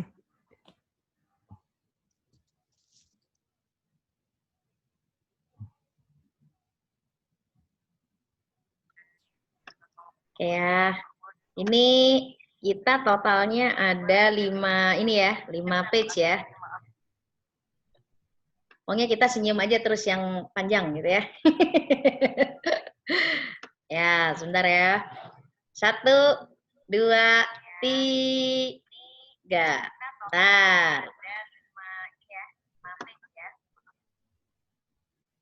Pokoknya kita senyum aja terus yang panjang ya. Ya, bentar ya.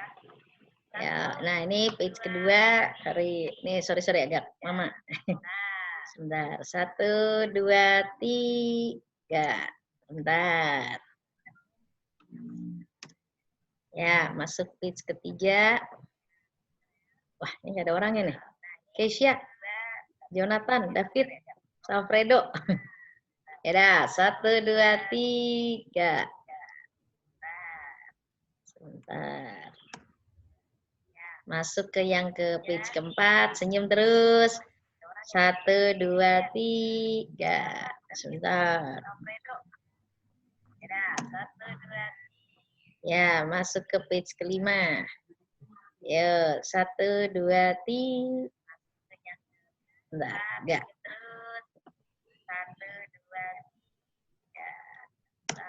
Ya, oke. Ya, 5-5-nya dah. Terima kasih.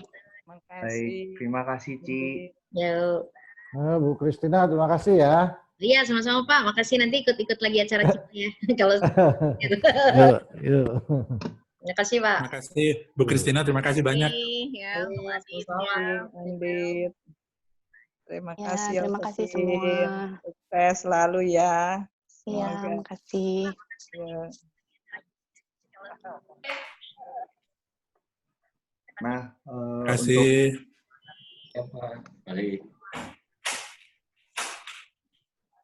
untuk pemenang penanya beruntung tadi nanti bakal kita hubungin sama panitianya. Dan karena tadi di awal kita telah diawali dengan doa, alangkah sangat baiknya kita akhiri dengan doa juga. Untuk Grace Fania, dipersilakan. Ya, selamat sore Bapak Ibu dan teman-teman semua. Untuk mengakhiri acara kita pada hari ini, mari kita bersatu dalam doa. Saya akan pimpin dalam iman Kristiani, yang lain dapat menyesuaikan. Tuhan, terima kasih atas penyertaan-Mu yang telah menyertai kami semua dari awal acara ini, pertengahan hingga akhirnya, semuanya dapat berjalan dengan baik dan lancar. Tuhan, berkatilah pula para pembicara kami yang telah menyampaikan materi, senantiasa Kau beri kesehatan dan kelancaran dalam pekerjaannya Tuhan, dan semoga segala materi yang telah disampaikan kepada kami dapat bermanfaat juga bagi kami. Tuhan, kalau sebentar kami akan berpisah satu sama lain, kiranya Tuhan mau memberkati kami dimanapun kami berada. Hanya di dalam nama-Mu saja kami telah berdoa dan mengucap syukur. Amin. Sekali lagi terima kasih banyak buat Kak Adit dan Kak Yosefin udah meluangkan waktunya. Dan terima kasih juga buat Bapak Ibu dosen yang udah hadir dan teman-teman semuanya. Terima kasih. Ya, makasih semuanya. Kak. Yosefin, Kak Adit. Makasih Kak. Ya, sukses terus ya. Ini industri. Ya. Makasih Amin. buat Yosefin juga. Iya, thank you Ci Meli. Udah lama. Iya, bye, sukses. Nah, thank you.